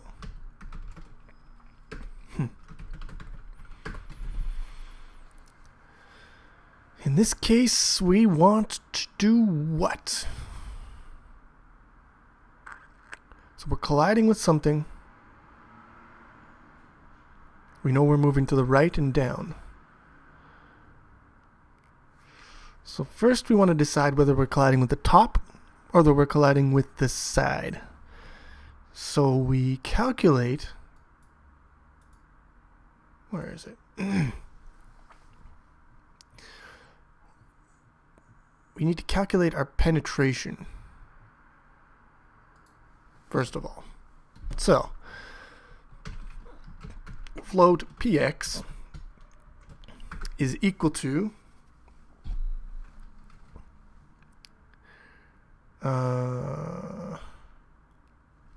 let's get our sprite rectangle. So rect f s rect equal to core dot get crect srect dot right minus rect dot left. Float py penetration y is srect dot bottom minus rect dot top. I hope that's pretty clear. Now, here's where we decide. We do our deciding here. So we go if,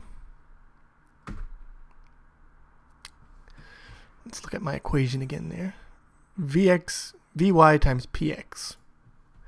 So if core.vy times px is greater than core.vx times py, then we're colliding with the top.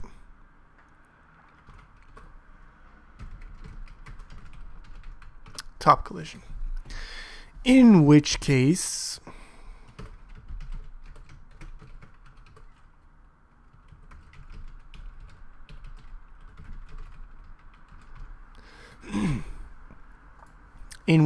what?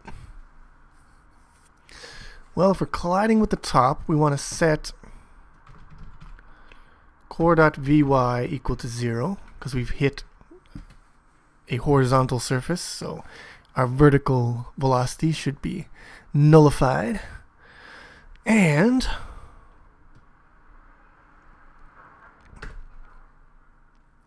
we don't want to correct, so we do correction by going core.y, and we want to subtract minus and equals the penetration in the y direction. Well, that seems to me like that would be... but then we also want to change our state, because if we collide with the surface, we want to stop our jumping state, and we want to return to our what state do we want to return to? Running or standing, depending on whether we're holding the key or not. So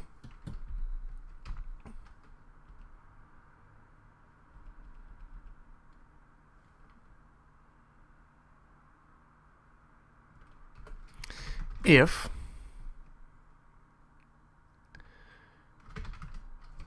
what things do we have? If is moving, is boosting, is moving. If is moving, meaning that we're holding down a direction key in the direction of travel. I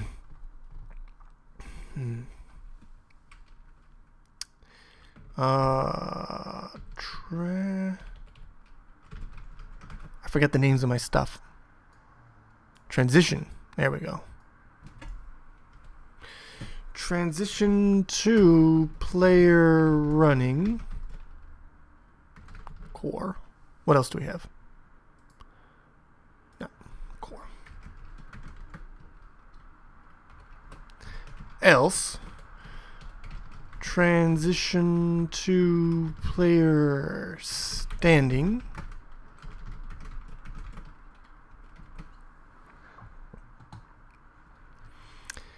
Player standing, player running. Okay, if we have the, why is this not happy?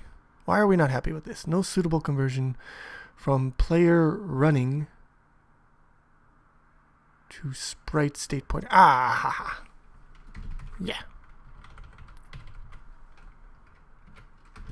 That would be a problem now, wouldn't it?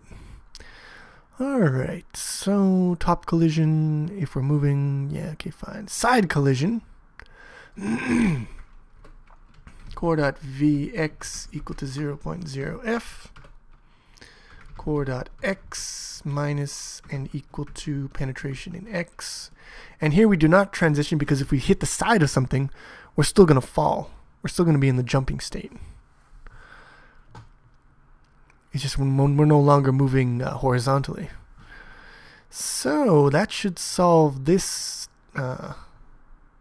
case.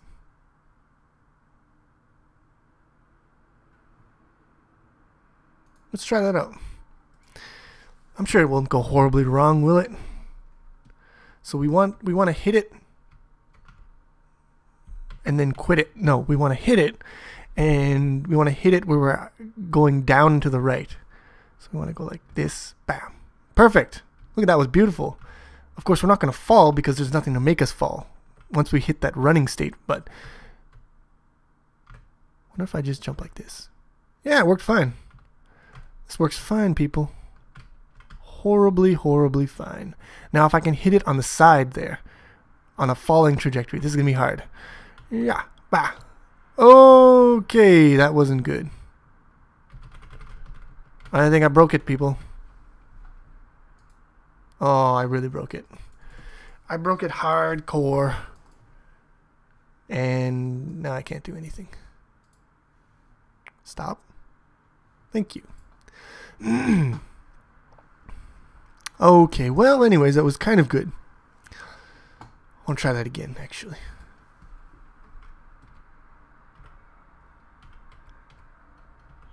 I want to hit it on a downward trajectory, so I want to go. Ah, haha. I hit it on an upward trajectory, and that made my life difficult.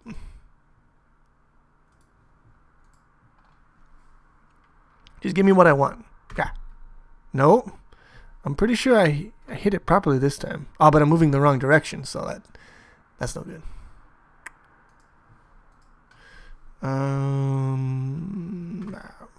Yeah, that's fine. That was good. Stop hitting the ceiling. I'm not hitting the ceiling there. Yeah, it's fine. Hit the side. Ooh. Well, we got problems, and I'm not sure whether it's just because I haven't finished all these cases or whether one of my cases is fucked up, but let's continue. So we have the velocity is greater than 0, x is greater than 0, y is greater than 0.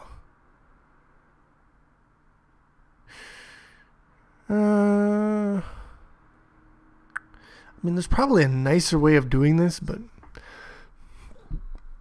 I'm not going to do it the nice way. Because this way is going to be easier. And I don't want to spend like 2 more hours on this. Else if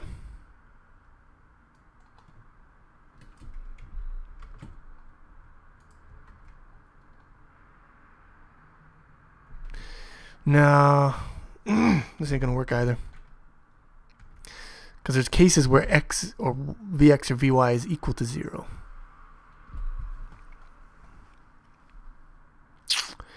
We got to figure those out too.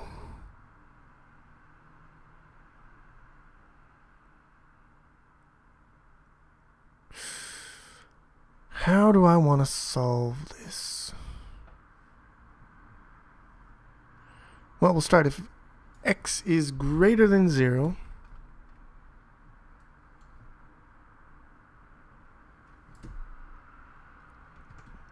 Tabulate that. Then if coordinate vy is greater than 0,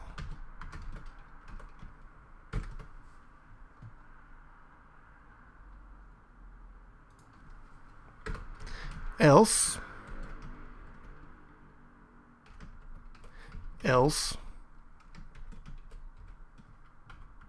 all right.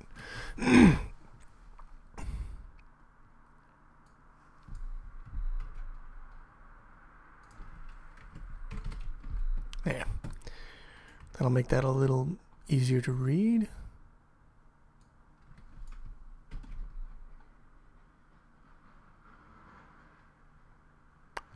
That was the wrong one. Just adding some comments here for readability's sake.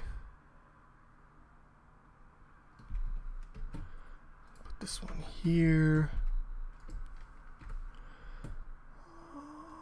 Copy that. Put that there. Okay. So here we do the same thing, but in this case, Vy is going to be 0, so no y velocity or negative. In such a case,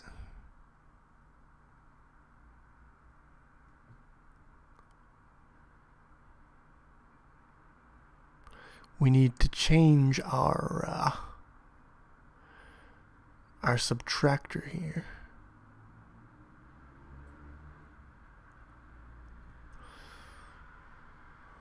Py.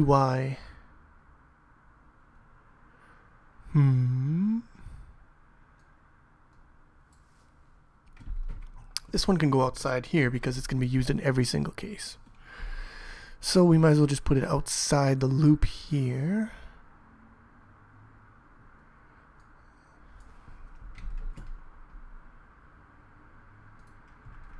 So in this case, what do we got?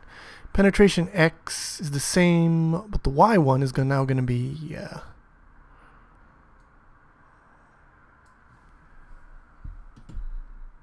here's a case where we're moving up, in which case it's going to be rect.bottom minus, that's the penetration value here.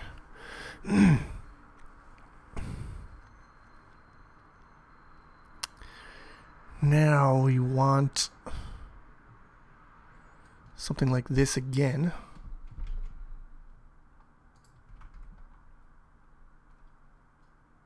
Yeah. Now here's the problem.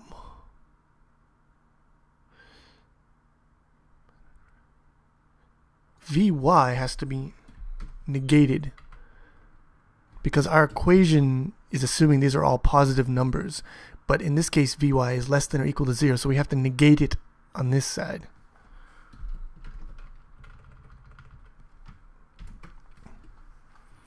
So we negate Vy. Now I have top collision.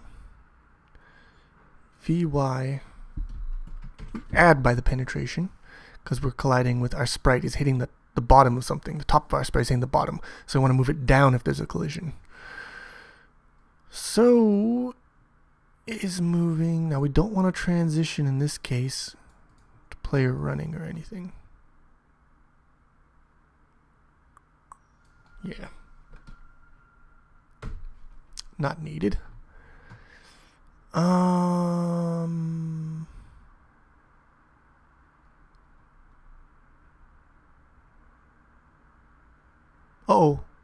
Am I changing the wrong shit? I think I am changing the wrong shit here. Keep that there.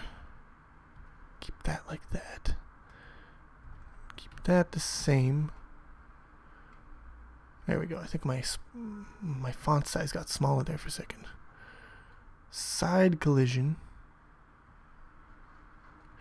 I think my copy and pasting just got all fucked up.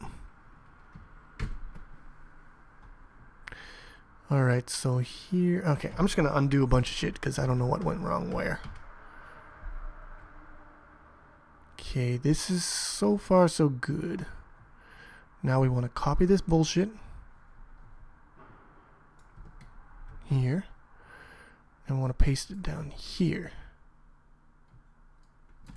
Get rid of that. Alright, that's good. Good.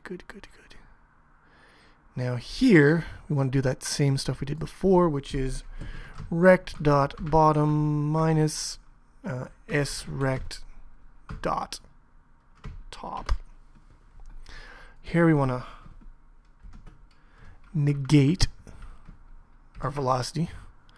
Do we make them all positive again? Again, we want to nullify our velocity here, but we want to add by the penetration. No transition here. Still falling if we hit the top of something. And if we hit the side, that's fine. And we're moving to the right, so we want to negate that. That's fine.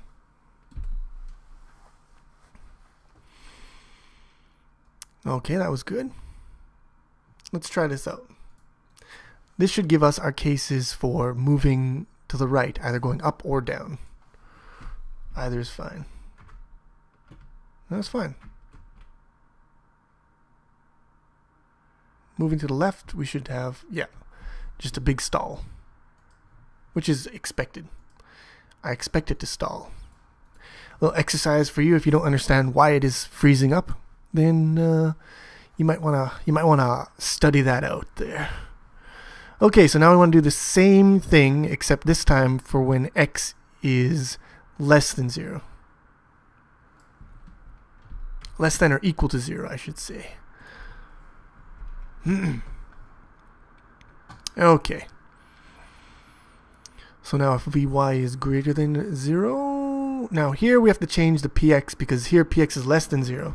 So we want to do rect.right minus srect.left.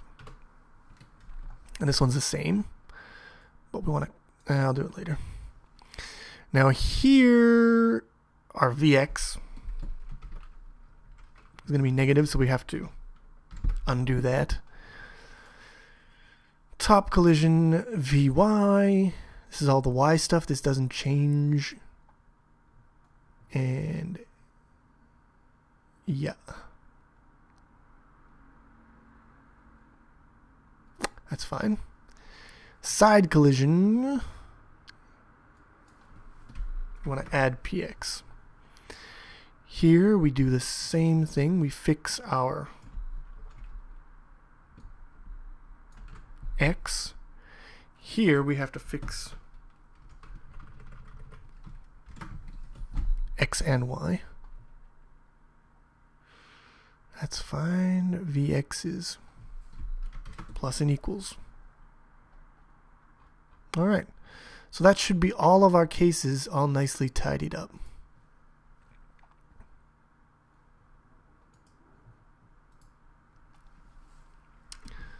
All right, that's good. That's good. That's good. That's fine. So far, so good, people. We're getting collision. This actually went smoother than I thought. I thought I'd fuck at least one thing up. Yeah, there we go. Bam.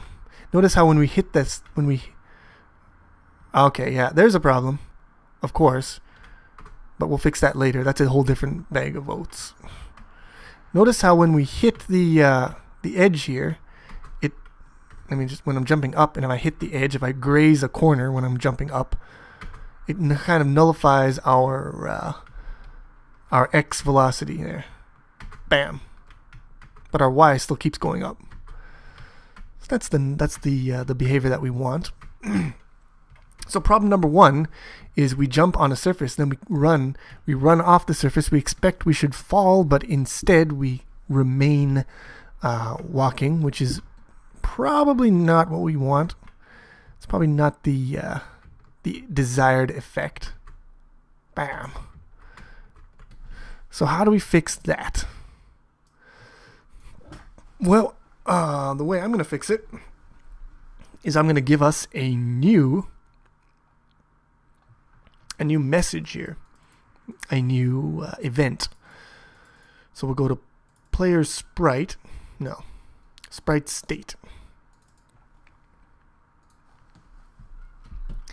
I'm going to go virtual void on free fall or on unsupported. So this little event will be issued when we do a check and we determine that our sprite is not standing on anything. It'll get the event message that, oh, you're not standing on anything, you should be probably falling right about now. So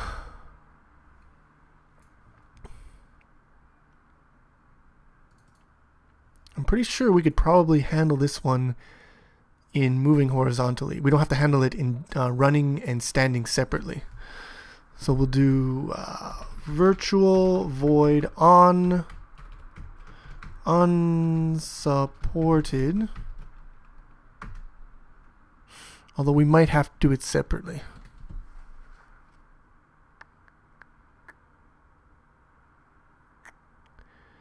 Yeah, because player jumping has an is moving thing here.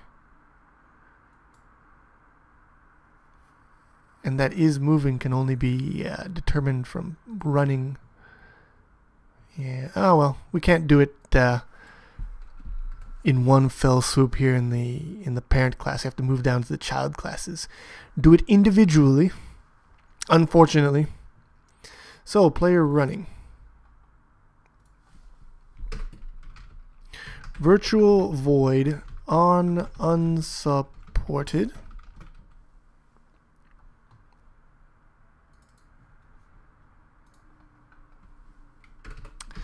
Void player running on unsupported. So if we are running and we determine that we are not standing on anything anymore, we should transition.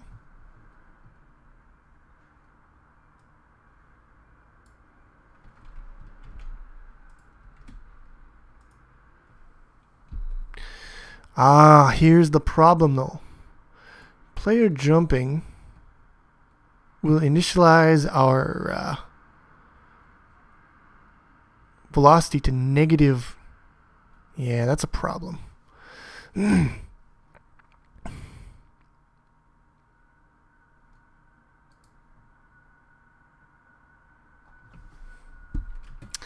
Bool is jumping, has jumped, equal to true.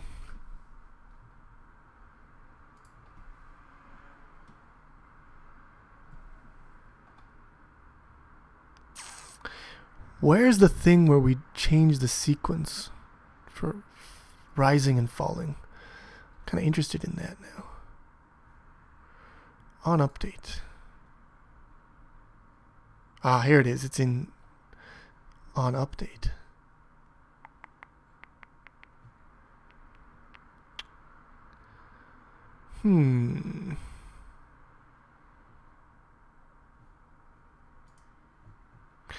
All right. If has jumped, set Vy equal to negative blah.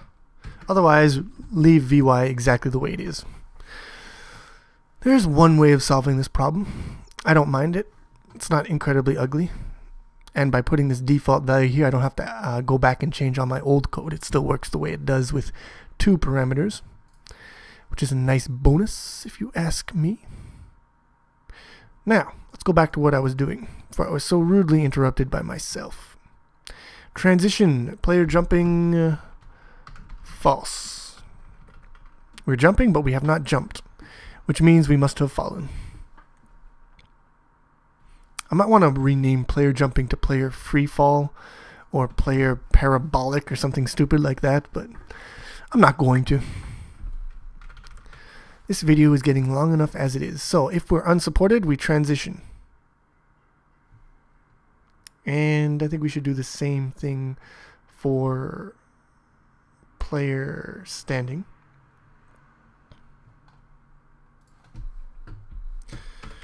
Virtual void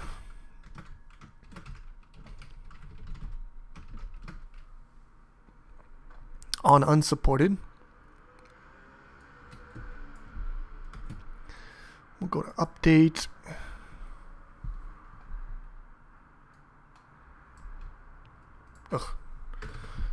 Paste that first.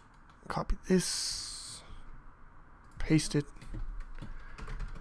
And here we also transition new player jumping core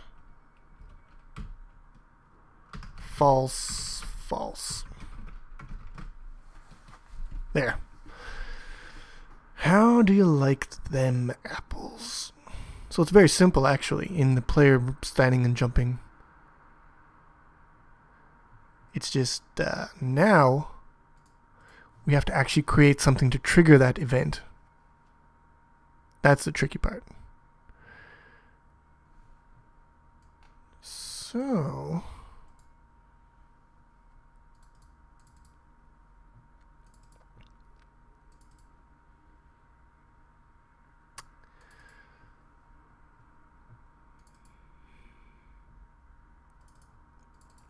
tile map. We'll have to do void do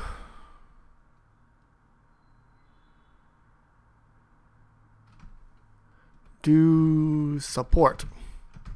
Sounds good to me. Sprite and S. There we go. I'm gonna take this one to the other side. Break on through to the other side. Tile map do support. My boy's gotta have a home. Now, here's where it gets a little sticky because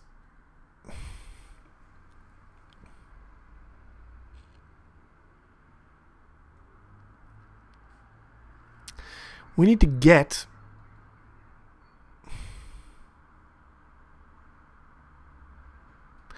collision rect list.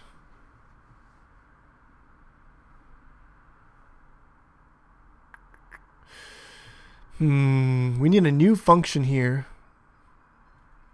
to get us a list of tiles that we're standing on, or to at least run through the tiles that are directly below and see if any of them are solid.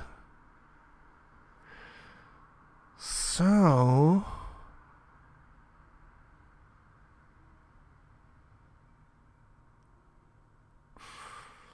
what we want to do is we're going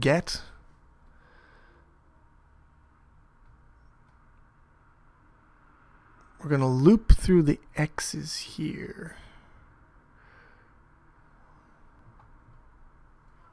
Okay, here we go. Int IY is equal to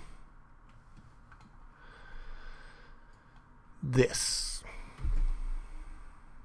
Wait, what? Yeah. I'm gonna get this one. We're gonna go S. Collision rectangle. Rect F crect is equal to S dot get crect. That works fine.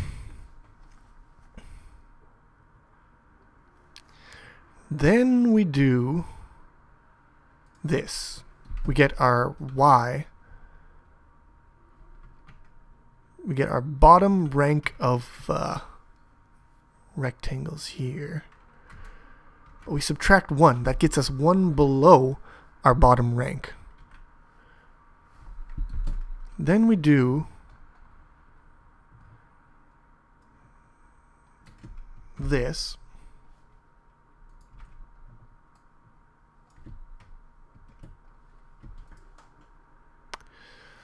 And this will let us loop through all of the rectangles which are below our sprite.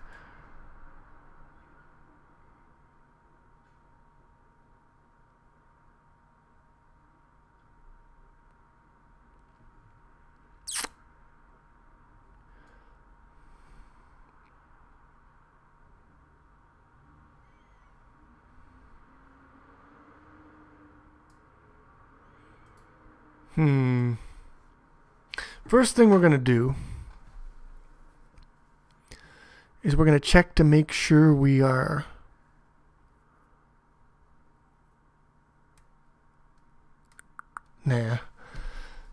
So we're going to loop through each one of these, check if it's passable. If it is passable, if it's not passable,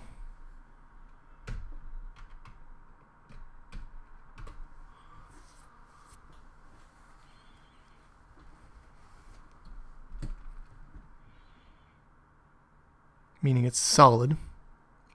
We have a tile below us that is solid. If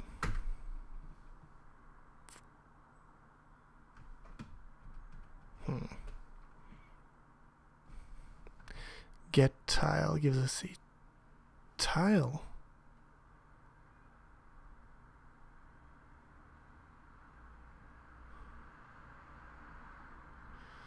Hmm.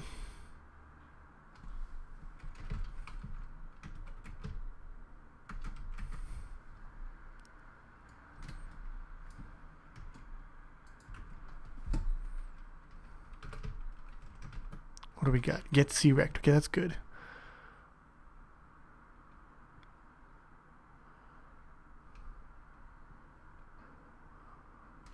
That should be fine. So we get our tile. If T is not passable,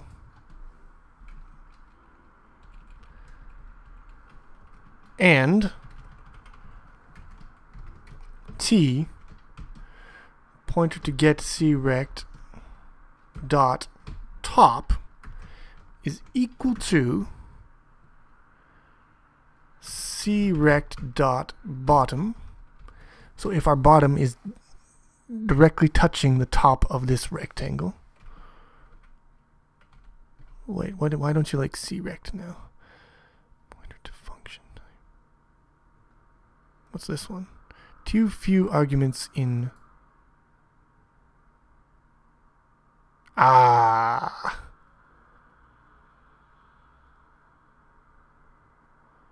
Get C-rect is a static thing. Well, looks like we can't save a little bit of processing power here.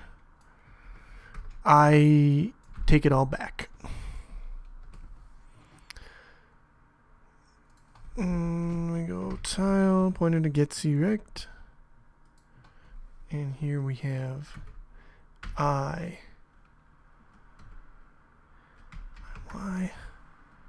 dot top rect f c-rect dot bottom. Okay, not a function. Okay, so if that tile is passable, and yeah, it seems good to me. So if it's solid and we're standing directly on top of it, then we want to return. We're done. We are supported by a single tile. However, if that doesn't happen, we continue to loop through. And if we get to the end and we're not supported by any tile whatsoever, we go s dot get state dot on unsupported.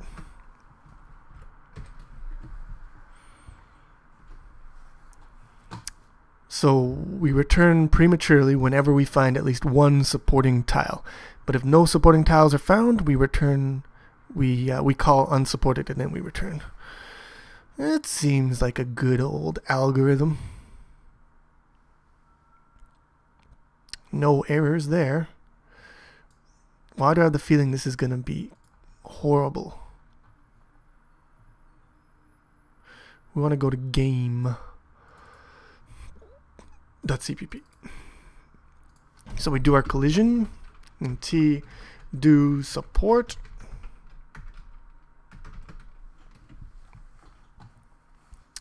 So we do our input, update, collision, support. Seems good to me. I have no idea. But it builds at least. Oh, that doesn't look good at all. That looks dumb. That looks really dumb. And we can't jump either. Whoa. Whoa there, son. Whoa, giddy up. Okay, so looks like Chili has managed to fuck it up really hard here. That is retarded. I will admit freely that that is retarded. The question is, how do I fix this? So do support.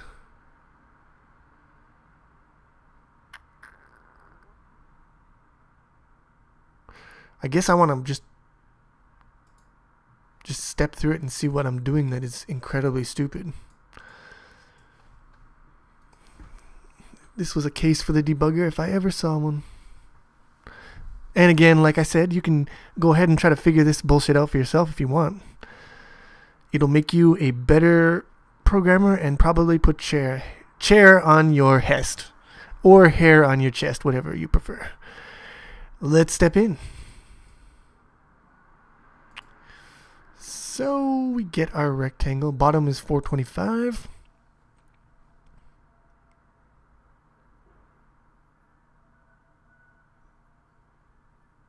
IY. Oh, okay. Probably this is the problem right here, considering that down is +1 and up is -1. I'm getting the index of... Yeah, I'm getting the index of the wrong tile. That would probably cause my problem right there. Good job, everybody. Working together, solving the problems. Let's try debug.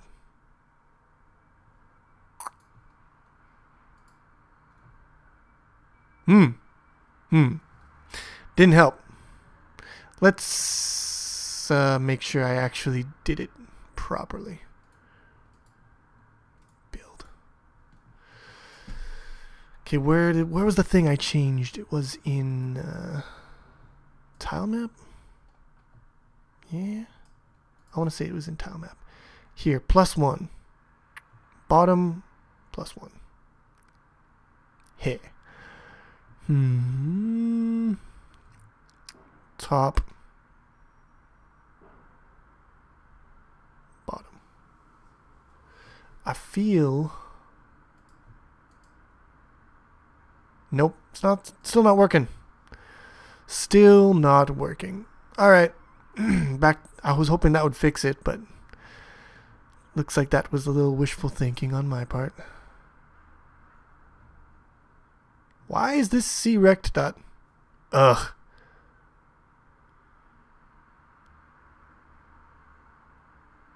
I should just do this. I should just bias it to the bottom.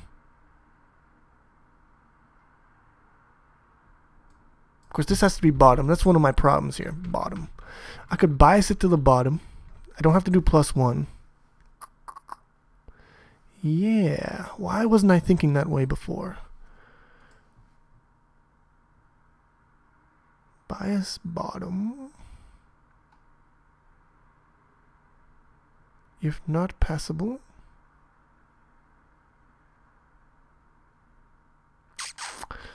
I don't even think I need this test here.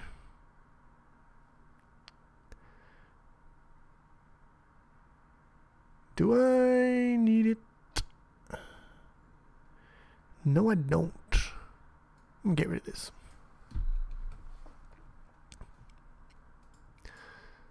Wouldn't have hurt if I had it in there, but I don't think I need it because I'm biasing to the bottom, so this should work. Yeah, this is the ticket. Yes! Look at this. Look at us. We're running. This is practically fucking parkour here, man.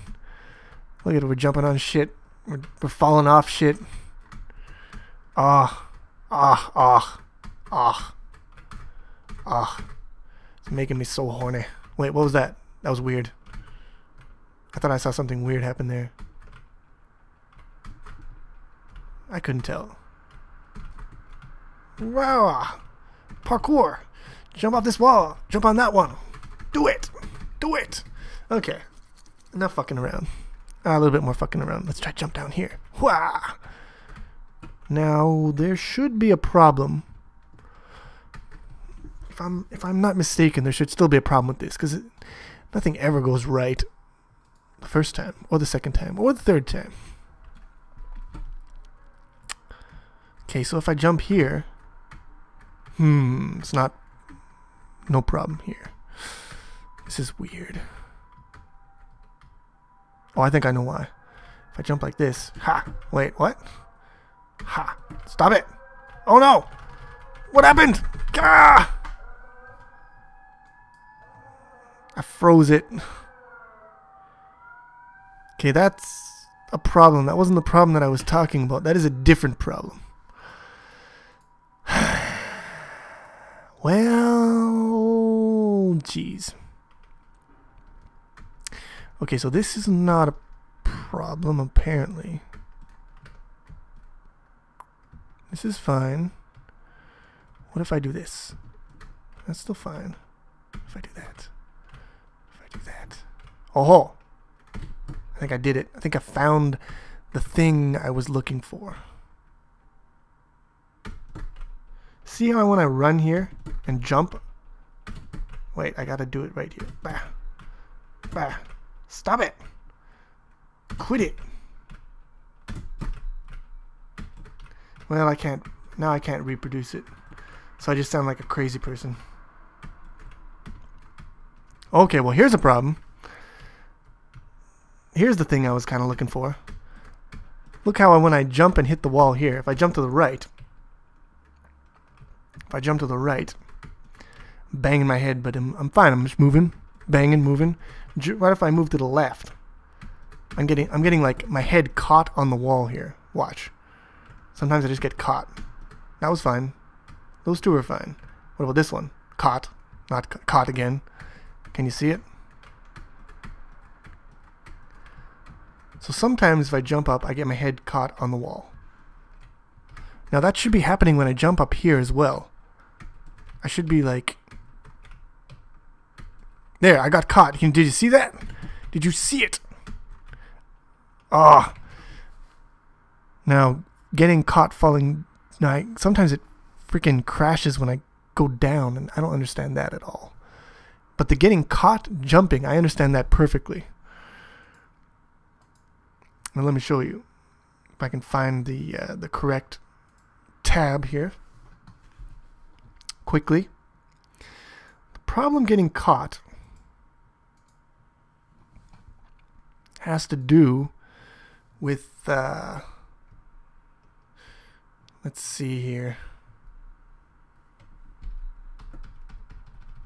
Let's see if I can get rid of a bunch of garbage. Oh, I don't want to get rid of that. Leave that. That's fine. Keep that. Get rid of that. Alright, let's see what I got here.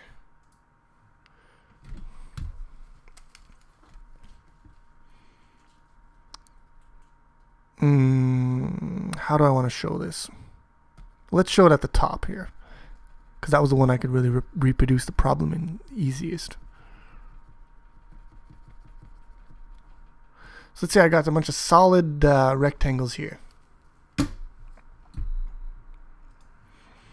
And my dude's moseying along and he jumps up and his arc does a collision.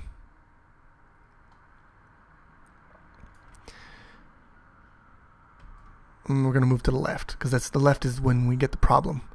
Jumps up, he does a collision here. Now depending on the angle of the collision and everything, if he hits the collision like this, let's say he hits it like this. First rectangle that we're going to process for the collision detection, we're going to have 3 rectangles. Let's say we get, no, we'll say we'll get 2. This one and this one. Let's just undo that.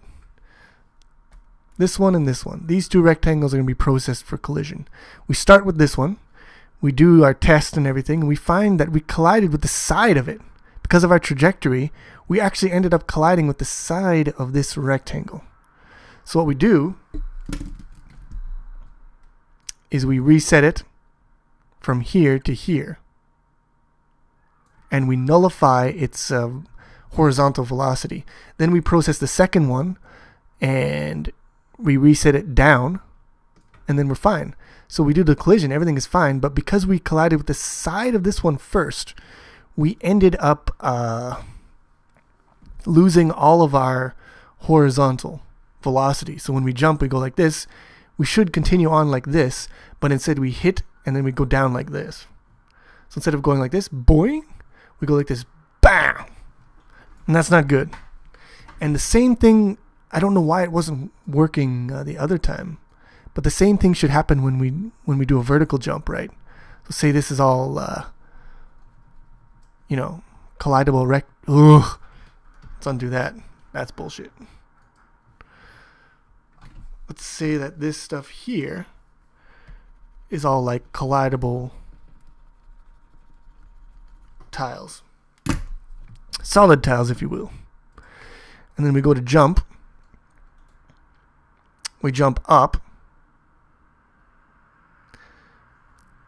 But if our jump up like this happens to trigger so that we have collided with the bottom of this tile here, it's going to reset our position down. Then we'll collide with the side of this one and we'll be fine, but we'll lose all of our vertical velocity, so we'll bang our head prematurely and won't be able to make it all the way up. So that is one problem. And the way we can solve that, if you notice, this problem only happens when we're jumping in this direction. Bam, like this. If we jump in this direction, we're fine. Now, why is that? It's because if we jump in this direction, with our stuff, we're going to start here. We're never going to have a situation where we jump like this and it processes such that we collided with the side. It'll always be with the bottom in this way. Undo that. Undo all that garbage. Undo that, undo that, undo that. Alright, there we go. Oh, you're breaking my heart here, Photoshop. So the problem is, when we jump in this direction, we start with the tile that's leading into the jump. We have the problem of perhaps hitting the side of that tile. Whereas when we're jumping this direction, we start with the tile that's trailing in the jump, and we always hit the bottom. So what we could do is, depending on our jumping velocity here, if we're moving to the right, we could start we start our tile test as normal. We go in this direction.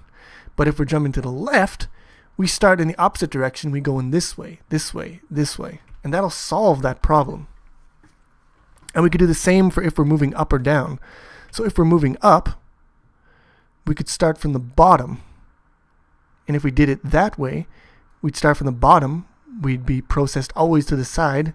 And then afterwards, if there was a thing like if we had a collision at the top, we could also process that. But we would never have the problem if we start from the bottom, where we're jumping up and we hit the bottom of a tile and get bonked down and then to the side. So we modify the way we loop through the tiles depending on our velocities, X and Y velocities, and the directions that we loop through the tiles will prevent us from prematurely hitting corners of tiles that we should never be able to hit. Now, there are other better ways of solving this problem, but this one will work, and it will work within the code that we've already created. So that is what I plan on implementing. But I am a little concerned about that error that we get where our sprite just hangs, because that does not make any sense to me. So I want to see if I can recreate that.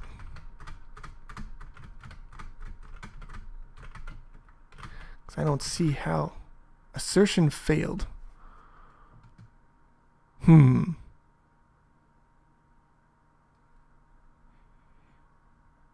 So it looks like somehow we've managed to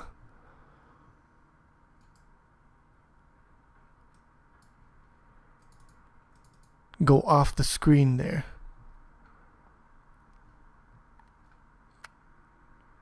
X825, which is way more.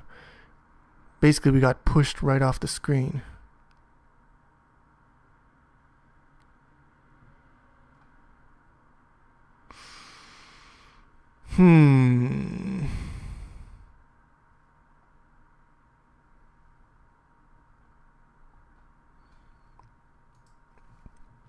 Now this problem is going to take a little bit of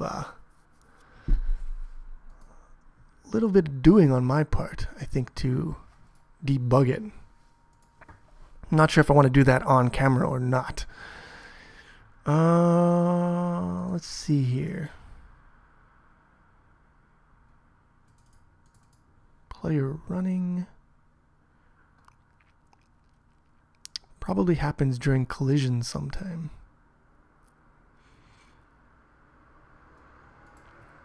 Problem is we can't reliably, we don't know how to trigger it, so when the program crashes, it's too late. It's already too late. We want to get it before it crashes, but we don't know how to trigger it. It's just simple falling is not the way. It doesn't seem to cause any problems. Ah, here we go. Here's one of the things that I don't like. And I bet you I know where this is. This is probably happening in the collision handler. Brake. So where are we? Get index. Yeah, so we're in the collision handler here. Get rect single. We get a single rectangle here.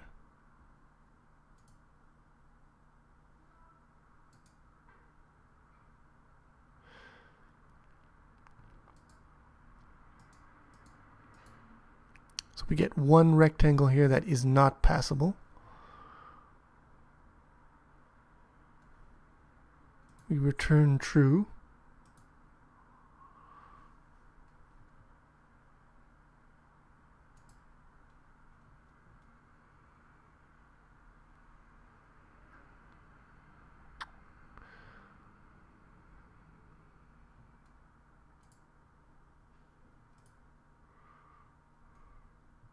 Left, right.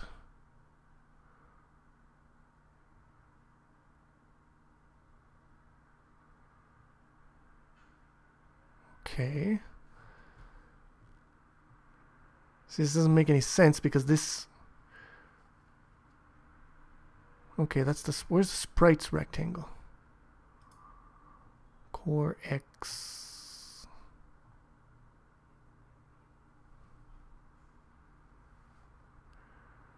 Well, we'll see. We'll just step in here.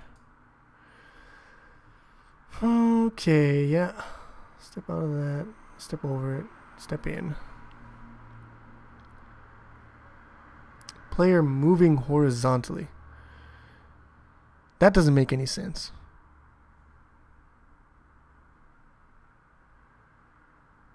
Or does it?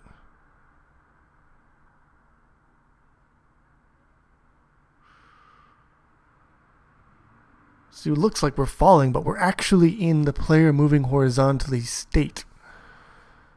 I don't get that. Okay. I think I have an idea now what's happening.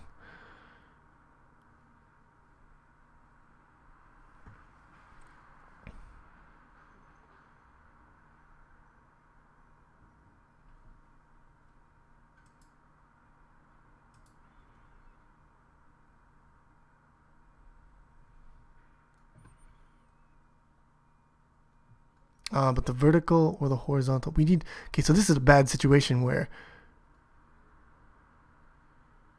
I see what the problem is here.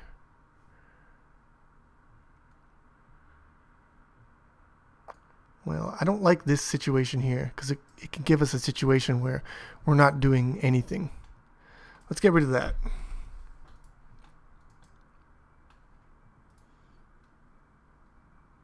See if we can get that same bug again. It might take a little bit of doing. But I got all the time in the world here. This could be a long video, people. A long video. We might have actually solved that bug there.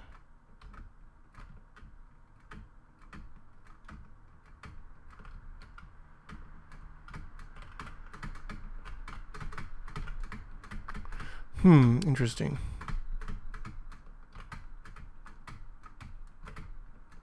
Whoa, did you see that? Because I think I saw it. Some weird shit.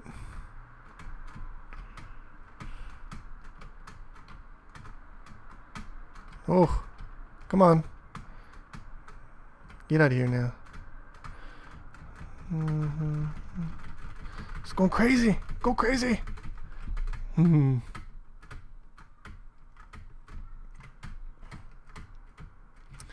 Well, I have no idea.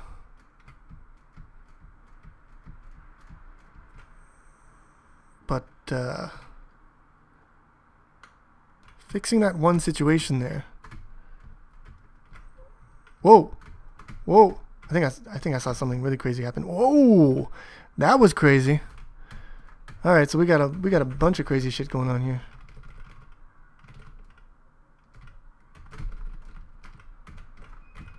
Yeah. Yeah, son. Yeah, son. Get some. Get some. Get some double jump shit going on here.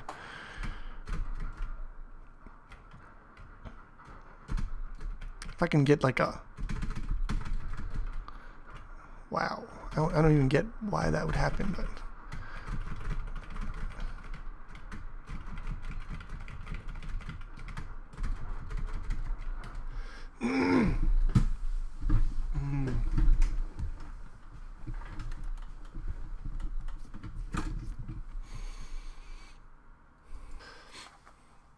So I think I figured out what's been causing the majority of the problems that I didn't anticipate. And that, my friends, is... Look at this. Oh, wait. I gotta put the focus to my window. Jumping. We're fine. We're fine. We're jumping. Watch what happens if I try to jump and then change directions. Wait. No, it's not doing it. Of course. There, you see? Did you see that? Ah. Let me do it one more time. You fucking bastard.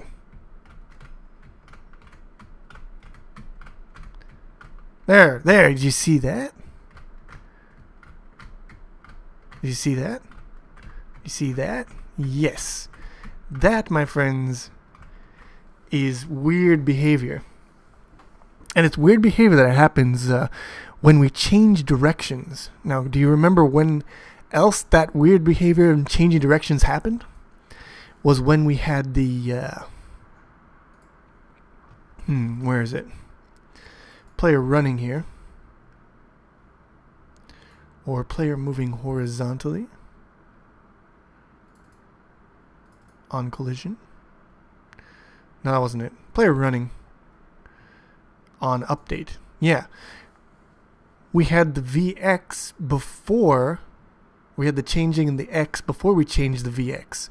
So we had the position change before the velocity change, and that fucked with shit. And we changed that in running, and we changed that in standing, but we didn't change it in jumping because we weren't there yet. So let's go on player jumping. Update. And we'll move this code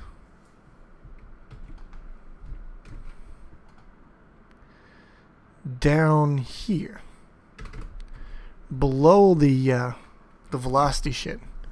So this is all the velocity updating. Here's position. Here's animation.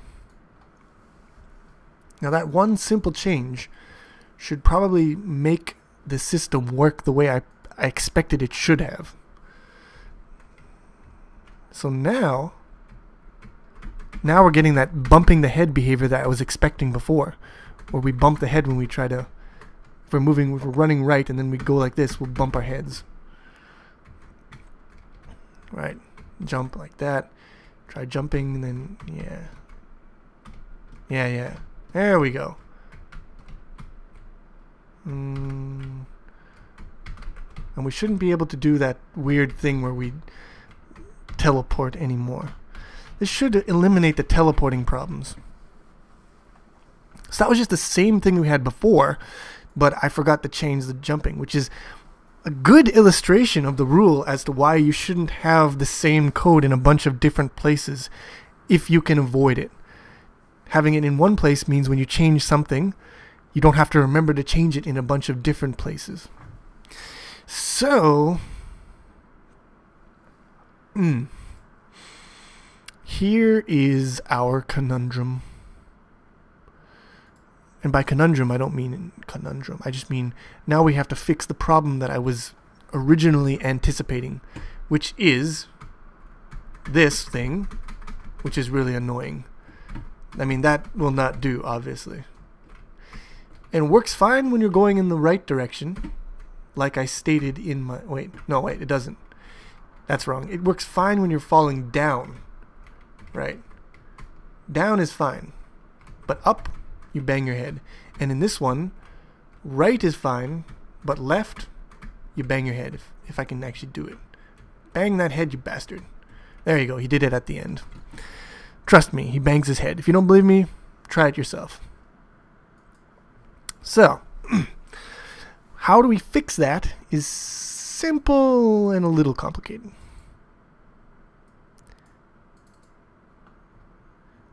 We gotta go to do collision, maybe? No. So here's our get crect list. Get our list of collision rectangles. We don't need that one. We want to get crect single, but we want to loop through it in different directions depending on our velocity. So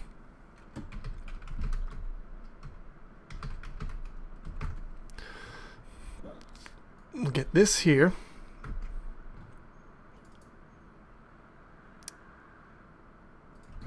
We'll get that back there. Now, how to do this?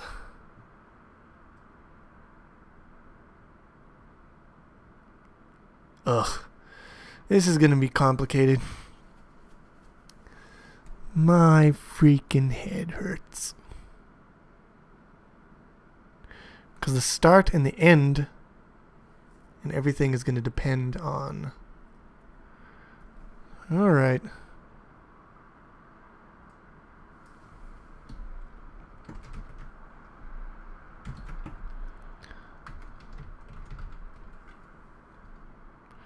I'm going to change a few things here.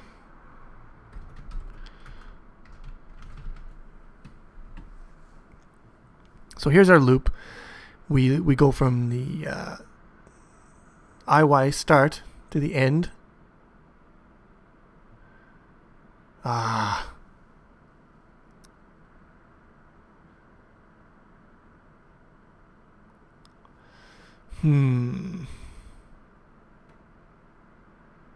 I want to use the same loop in every single case. So I'm going to do this a little more trickily. I could just copy and paste this thing 4 times and different cases and bullshit switch things around, but I'm gonna... You know what? Fuck it. Fuck it.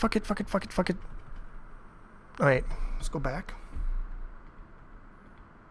There we go. We're just gonna do this.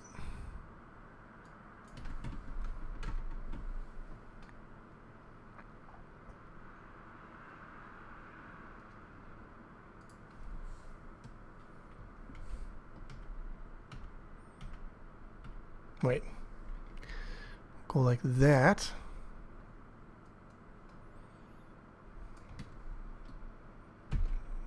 Cut that out. Then we'll undo a bunch of stuff we did. Undo. Mass undo. Yeah. We'll redo that. Okay. Now put in our ifs, or massive if statements. And we'll do the thing that I don't want to do.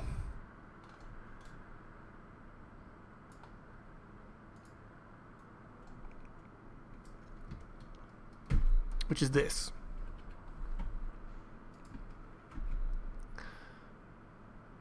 Wait, control. That.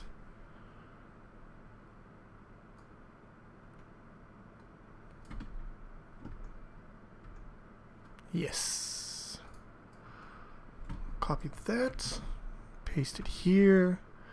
Paste it here. Paste it here. Okay.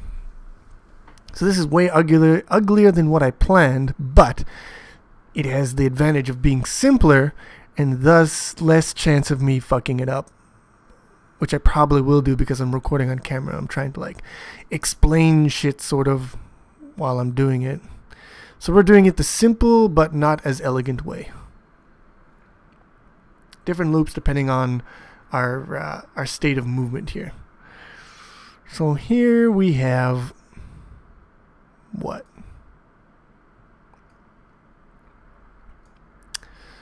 Vx and Vy are both positive. So if we're moving to the right, we can keep our x list, our x loop the same way it is, but if we're moving upwards, we have to reverse our traversal here.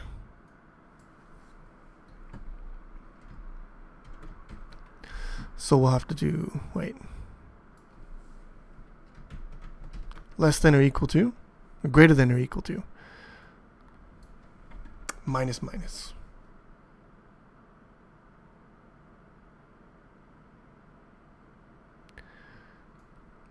And we want to work from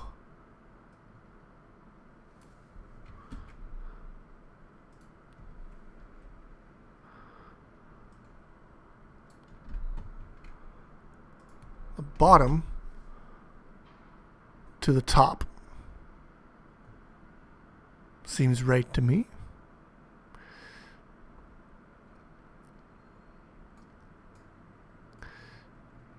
So that's Vy greater than 0. Vx. Vy is less than 0. Moving down to the right, we leave these two loops are fine. Now, go down here. Again, Vy greater than 0, we have to switch this one, but if this one's not fine, we have to change our x. So x minus minus, because we're moving in the opposite direction. And we want greater than or equals. And I want to switch these around, the start and the end.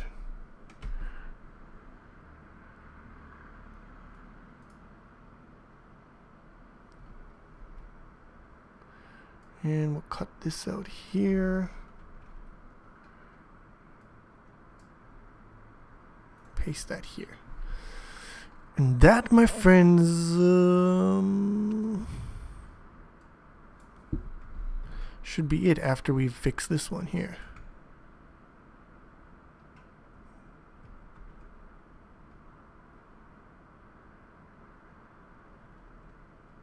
Yep.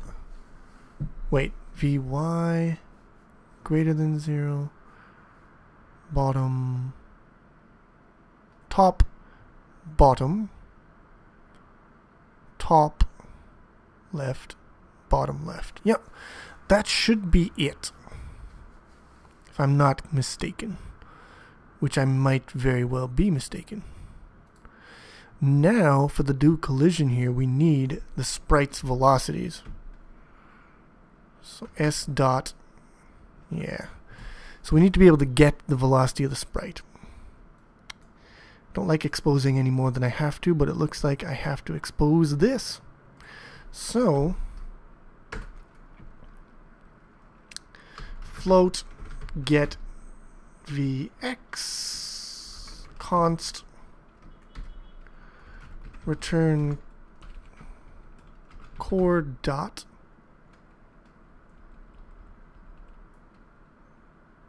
wait, let's do that. Dot Vx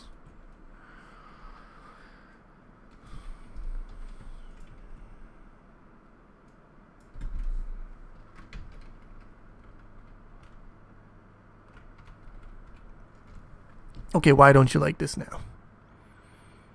Operand of blah must be pointer.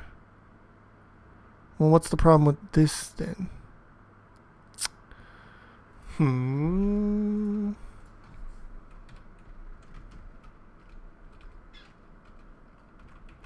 I don't even know what I'm doing anymore here. core.vx. Why is this one need? What is this for? Why? How do? Core is just a thing here. Can I get rid of this? Nope. Alright, because its state is a... Okay, I get it now. State is a pointer. Whew. I just don't know how to program in C++. That's the problem. Just to remind myself of what I'm about here. Putting those brackets in there. Okay, so now we're able to get the Vx and Vy out of sprite.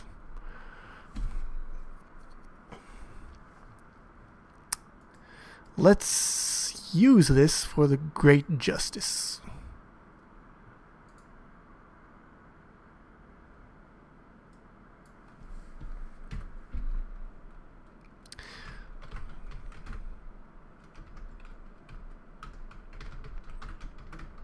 There.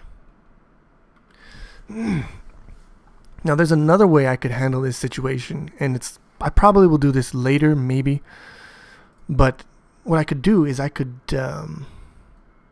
we have rectf, right?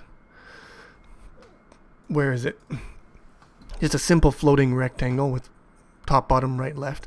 We could also add to this, we could subclass a new class called collision rectf and add to that velocity, because velocity will become important between, for example, two different sprites colliding together, because you need the velocities of both sprites in order to determine the relative velocity between them. So it might be useful to create what do you call it? A collision rectangle class that also includes the velocity of the collision rectangle. And if we did that, where is it? If we did that, we wouldn't have to pass this and this, and we wouldn't have to add those accessors to the sprite class. We could keep that shit private, and all that useful information would be stored in the collision rectangle. I could do that, but I don't feel like doing that right now. I might do it later. Right now, I just want to get this bullshit done, because this is getting to be a pretty fucking long video. So let's see how bad it is now. Because I will not let myself hope that there's no bugs. Well, that's weird. We still have the problem, which is bad.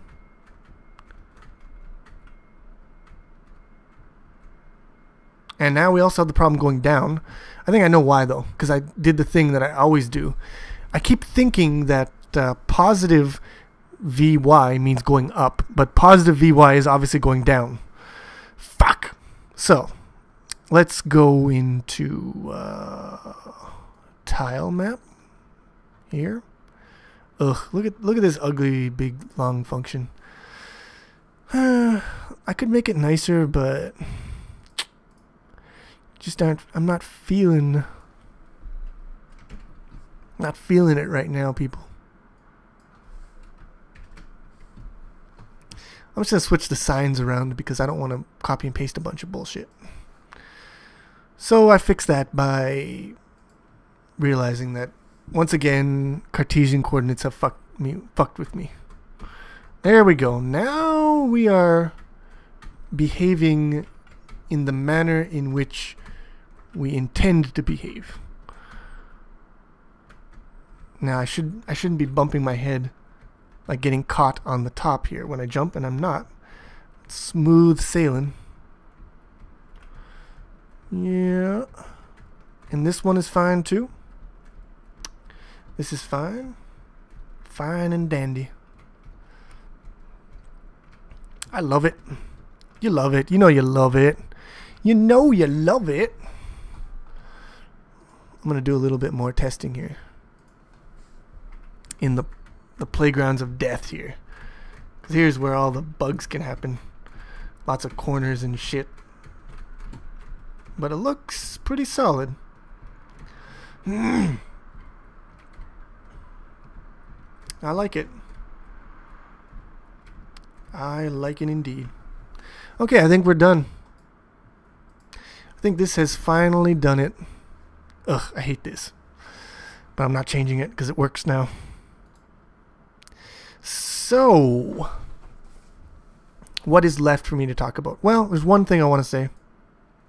And that is, remember when I said that the way we solve this is by changing the loop direction, looping this way or looping this way, looping to the bottom, looping to the top, whatever.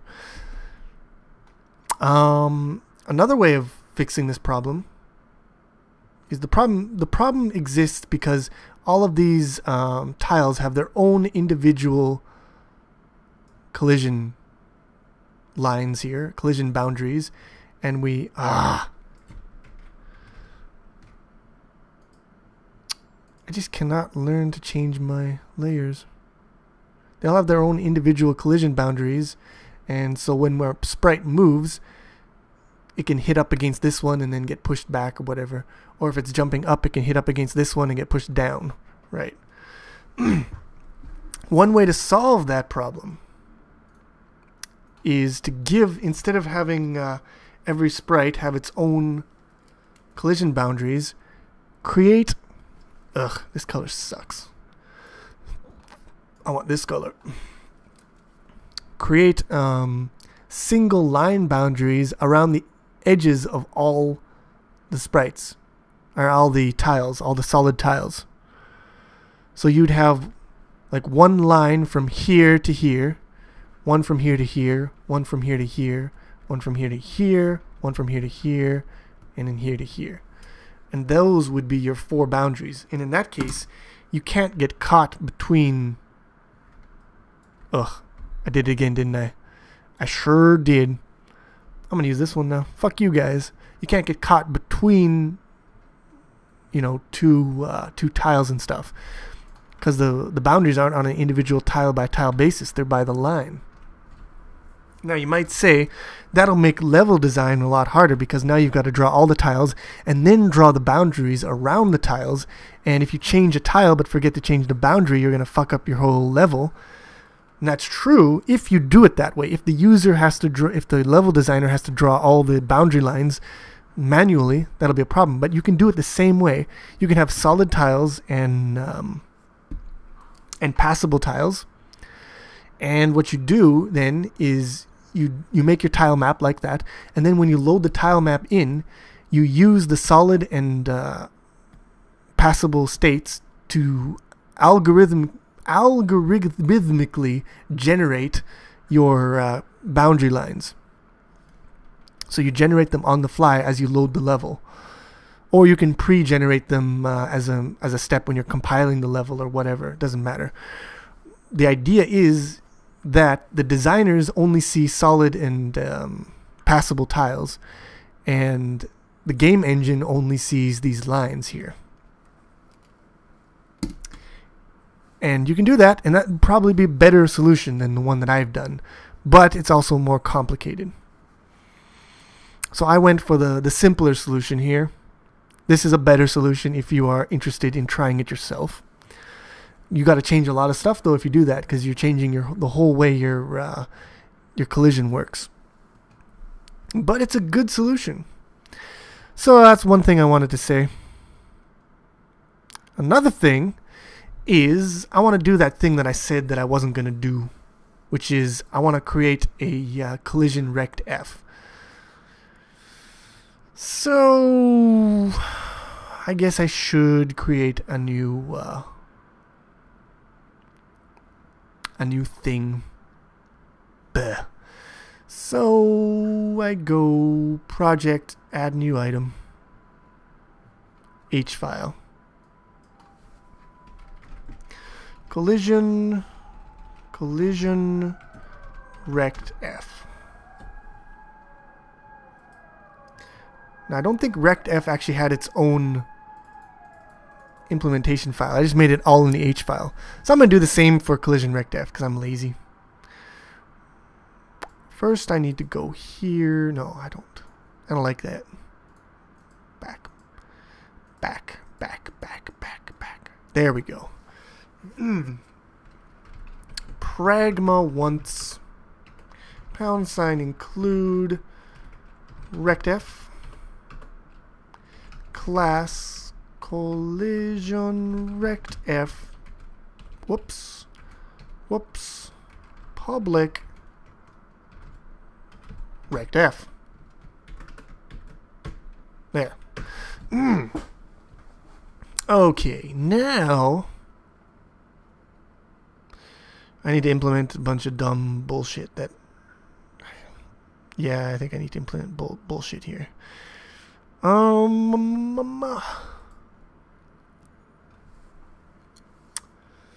So, collision rect F. Constant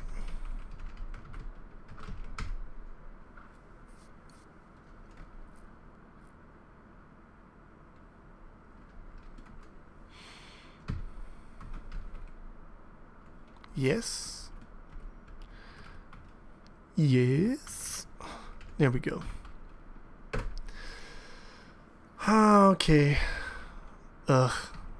I don't like creating all these dumb, like, constructors and shit. It's boring. It's boring as hell. Top, r dot, top. Bottom, r dot, bottom. Left, r dot, left. Fuck you. Right, r dot, right. Let's go to rect F. Protected.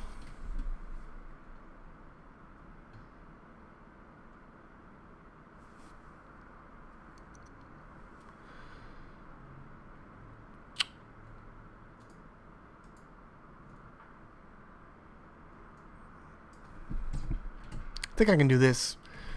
Rect F. Oh, now I gotta make sure it's the right order. It's top, bottom, left, right. Okay. I'm nothing if not predictable. Bottom, r dot, left, r dot, right. So that initializes the rect F part. What? Why don't you like that? Expected a colon.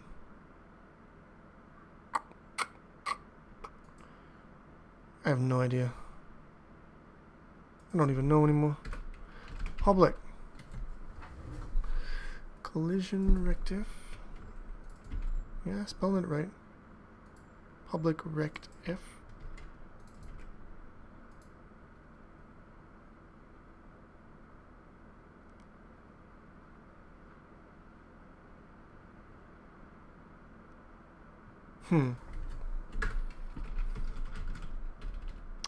Protected. Float. VX. Float VY. Now, why is it not letting me use the fucking rect F, top, bottom, left, right? Public? Yeah, it's fine.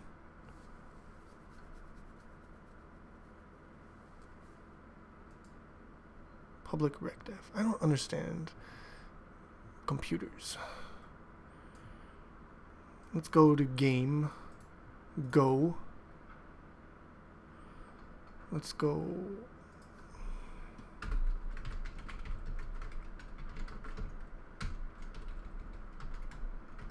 Collision rect F.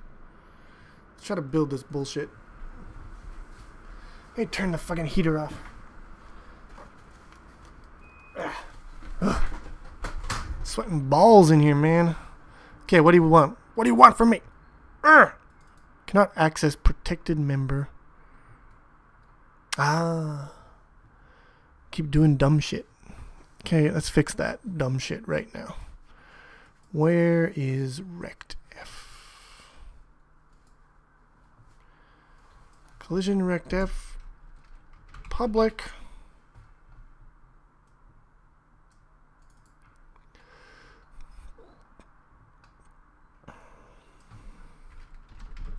I feel like this is the second time I've tried to make that private or protected or whatever.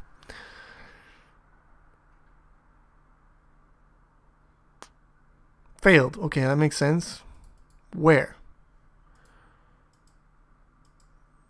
Where's the error? There it is. Syntax error. RectF should be preceded by... Why? I must be doing something incredibly dumb, but I just... Oh. Okay, I was doing it dumb, but you weren't helping me any, fucking compiler, man. You were like fucking dancing on my grave or whatever. Okay. That is that. There we go. Float.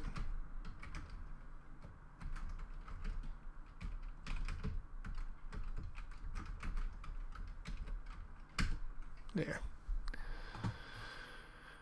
And we go Vx, Vx, Vy, Vy.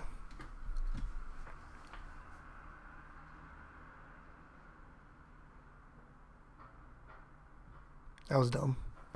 Why did I do that?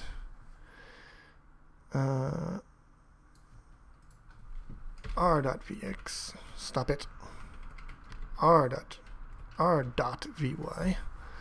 So that lets us copy one collision rect to another. What else? What else do we need?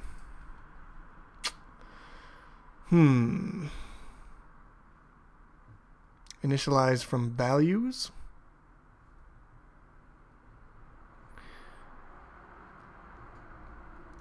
Translate, it's fine. Draw, that's fine. That doesn't need to change. Okay. I think we got this under control. So we need one of these.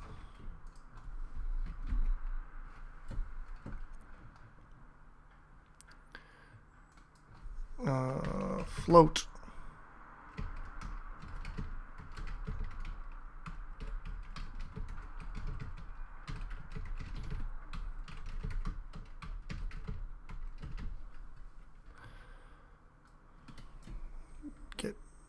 Go away, be gone. Away with you. Good. Okay. That's those two out of the way. What else do we need?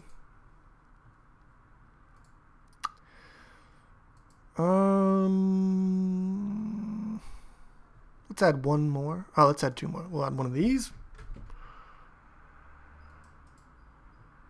That was pointless. Put that there. And we'll add one like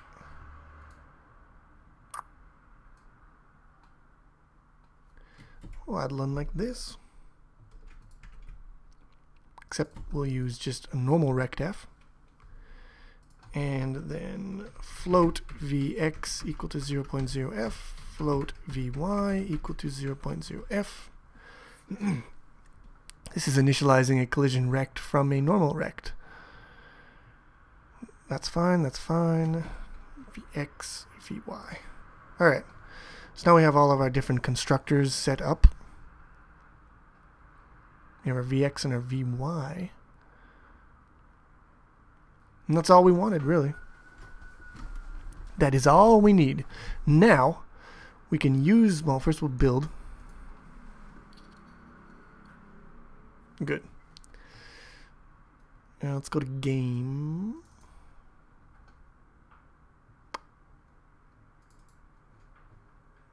Let go. Get rid of that. Okay, so a sprite will return a collision rect F.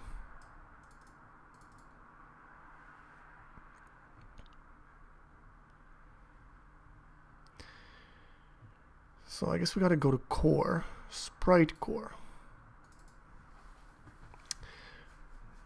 And we'll go collision rect F. Return collision rect F. Collision rect F rect. C rect.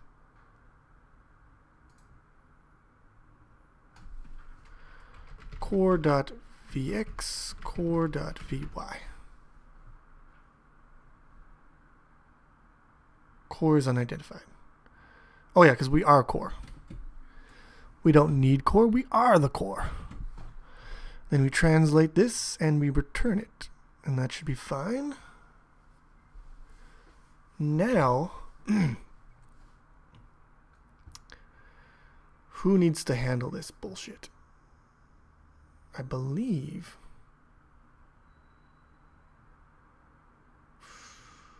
Where is a dumb thing?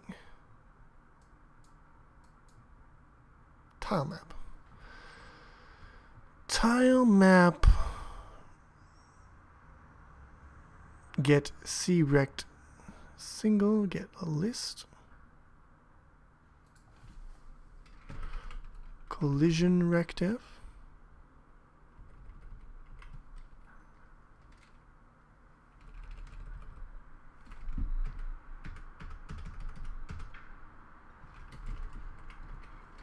I'm going to make that a reference. Yeah? Yeah, it's fine. This one has to be collision rect.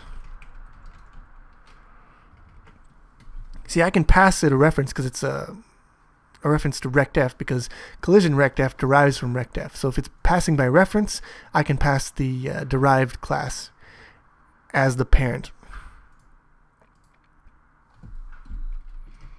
Now this one, I want to pass it as the derived one because I need the access to the velocities. So we'll do that.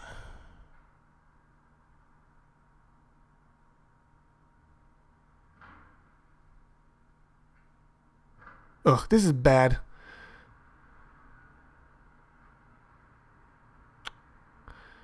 This should be rect out because it's the output rectangle, I think. Ugh, that was really bad naming there. I gotta change that. Anyways, get crect single.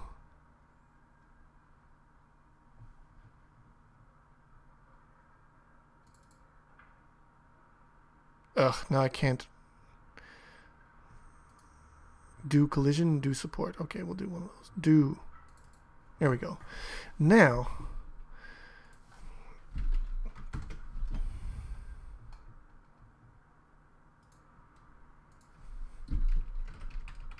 collision rectf. How do you like that? Okay, we got to get rid of these ones because we don't need them anymore. Now we do crect dot vx. crect dot vy. crect dot vy, and that's that. There you go. You like it. You know you like it. Now this one should be rect out.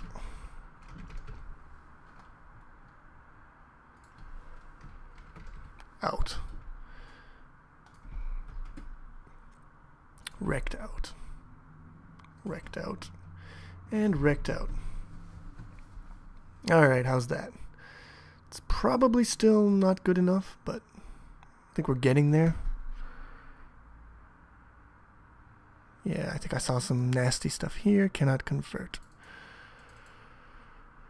Okay. Let's go to tile map. Get rid of that. That should solve some problem. Failed. Where's our next problem? Get crect list. Aha. This one needs to be like that. Build. Still failing. Where? Unable to recover. crect single does not take 4 arguments. That it does not. Doesn't take these ones. Now what is your problem? Initial value must be an L value. That looks like an annoying error. Listen, get crect. Go to declaration. Must return a collision.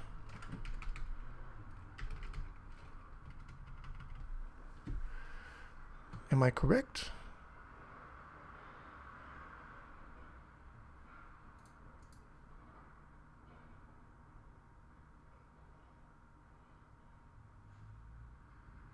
Looks good to me.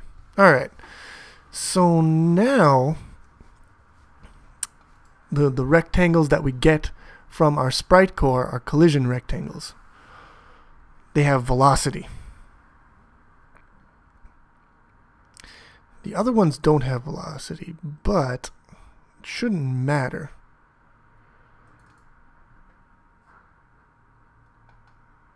Get C-rect.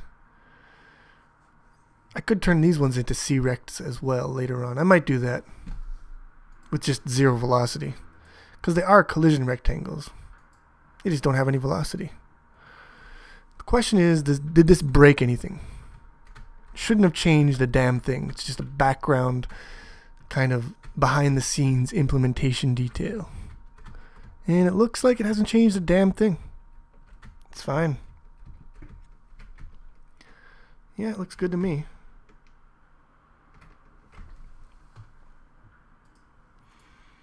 So that was the last thing. Just something I wanted to do because I like it. That is a collision rect F. Right here. Just adding the VX and the VY in there. And where does that come out? It comes out of sprite and sprite core. Where does it go in game? In game.go. Nothing, because the sprite is passed directly to the do collision and do support. So we go to do collision. Here. And we just call get C-rect single. Do support. Interesting. This should be a collision rect F.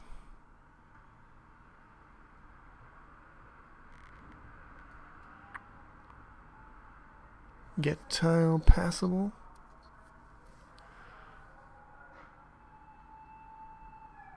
Interesting. Yeah. Get C-rect single.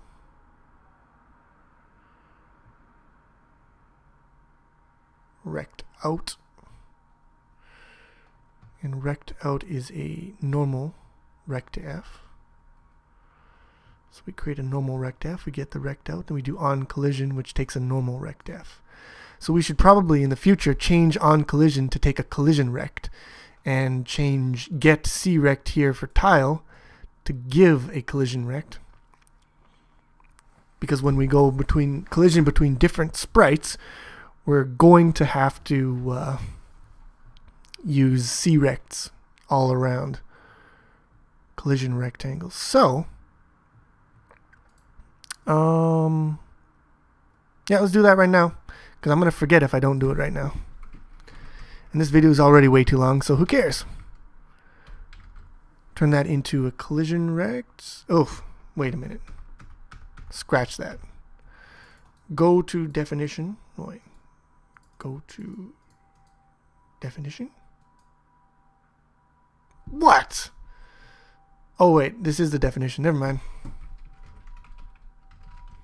It's an empty function right here. Ha. Okay, so that was on collision for this one. Now we got to do it for player moving horizontally.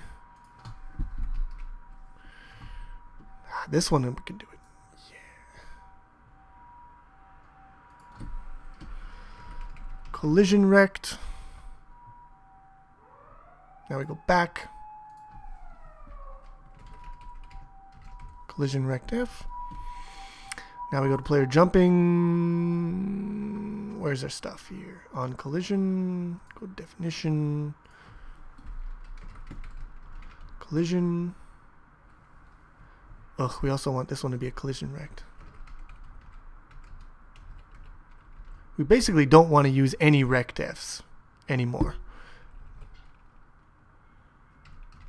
Collision rect F. You know what I should just do?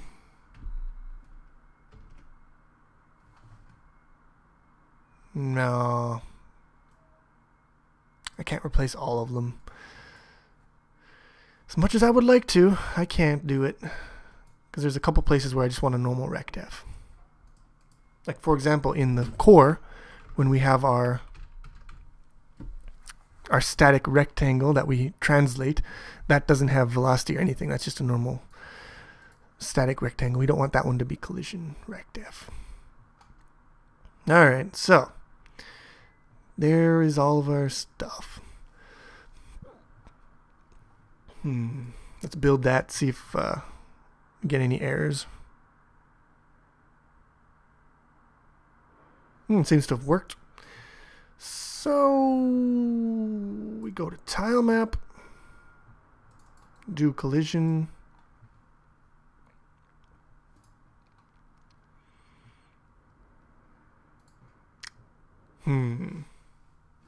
Make this one a collision rect. F.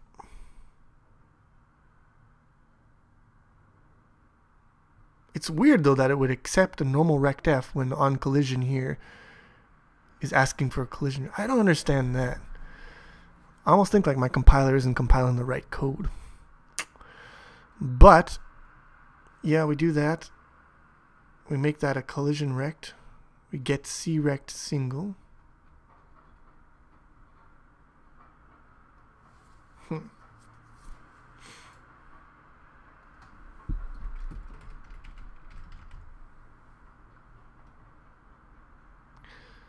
Get C rect list, get C rect single, is already taking a collision, is returning a normal rectf. We want it to return a collision. Go to tile map.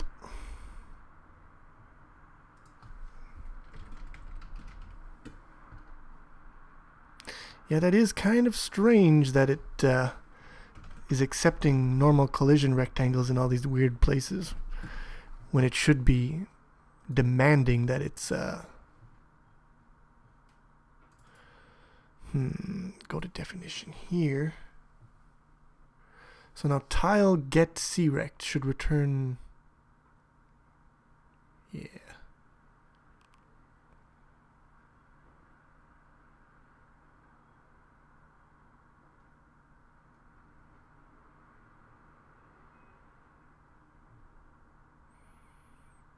I'm interested here in what happens. Rect out. Let's build this.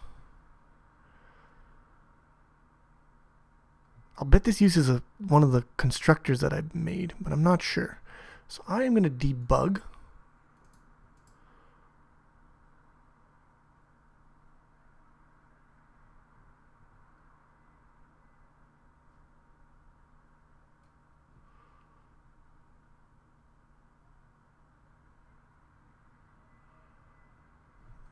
Actually, I want to put another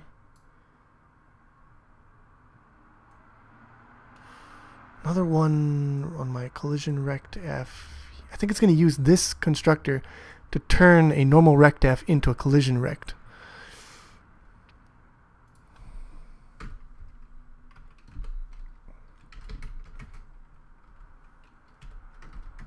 Create a little dummy line here that does nothing. And we will compile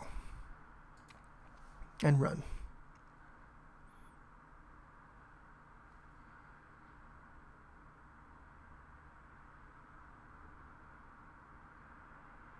Okay, well, that doesn't matter. Oh, I might have to stop here every single time I... How many... Why am I doing this? Okay, this is a problem. Fuck it. Go. Okay, now if I collide with something...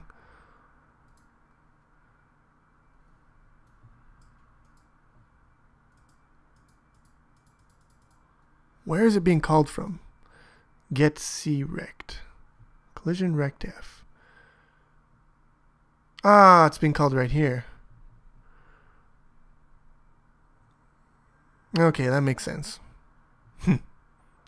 Well then, fuck you. Let's go back. Take that off. We'll go. Okay, now if I bump into something, Bam. Wait, what? There we go. Get C-rect single.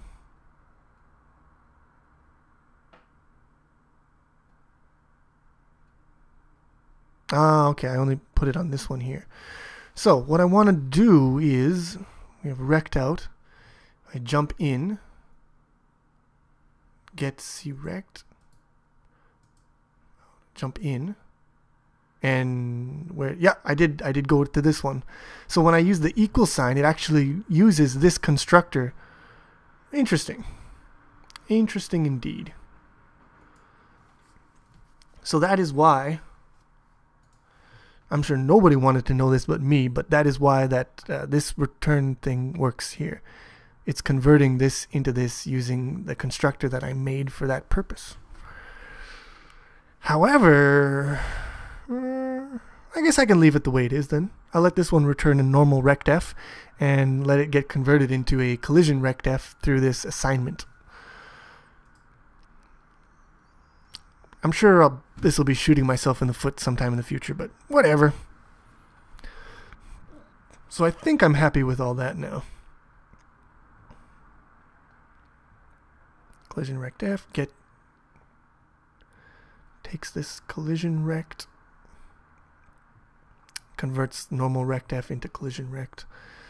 Good. Then uses the collision rectf on the on-collision event here. I think we're done. I think I am finally satisfied with what we have here. So that's collision in a nutshell. I don't know. What do you think of it? How do you like? Leave your comments on the forum, I guess, or whatever. The next thing we're going to be doing is we're going to be doing scrolling and cameras and viewports. So we're going to have we're going to make it so that the environment can be larger than a single screen, and the camera will follow the player as he runs through the level, and it'll also properly handle the clipping of objects as they are like half off the screen or whatever. Culling, I guess you would call it. So yeah, that's the next step. But this was collision. Like I said, it was going to be long, and it was long. And now I've got a ton-ass of editing to do, because there's a bunch of stuff I have to cut out and recut and cut in. Well, next time we're going to be doing scrolling. Enjoy and toodaloo.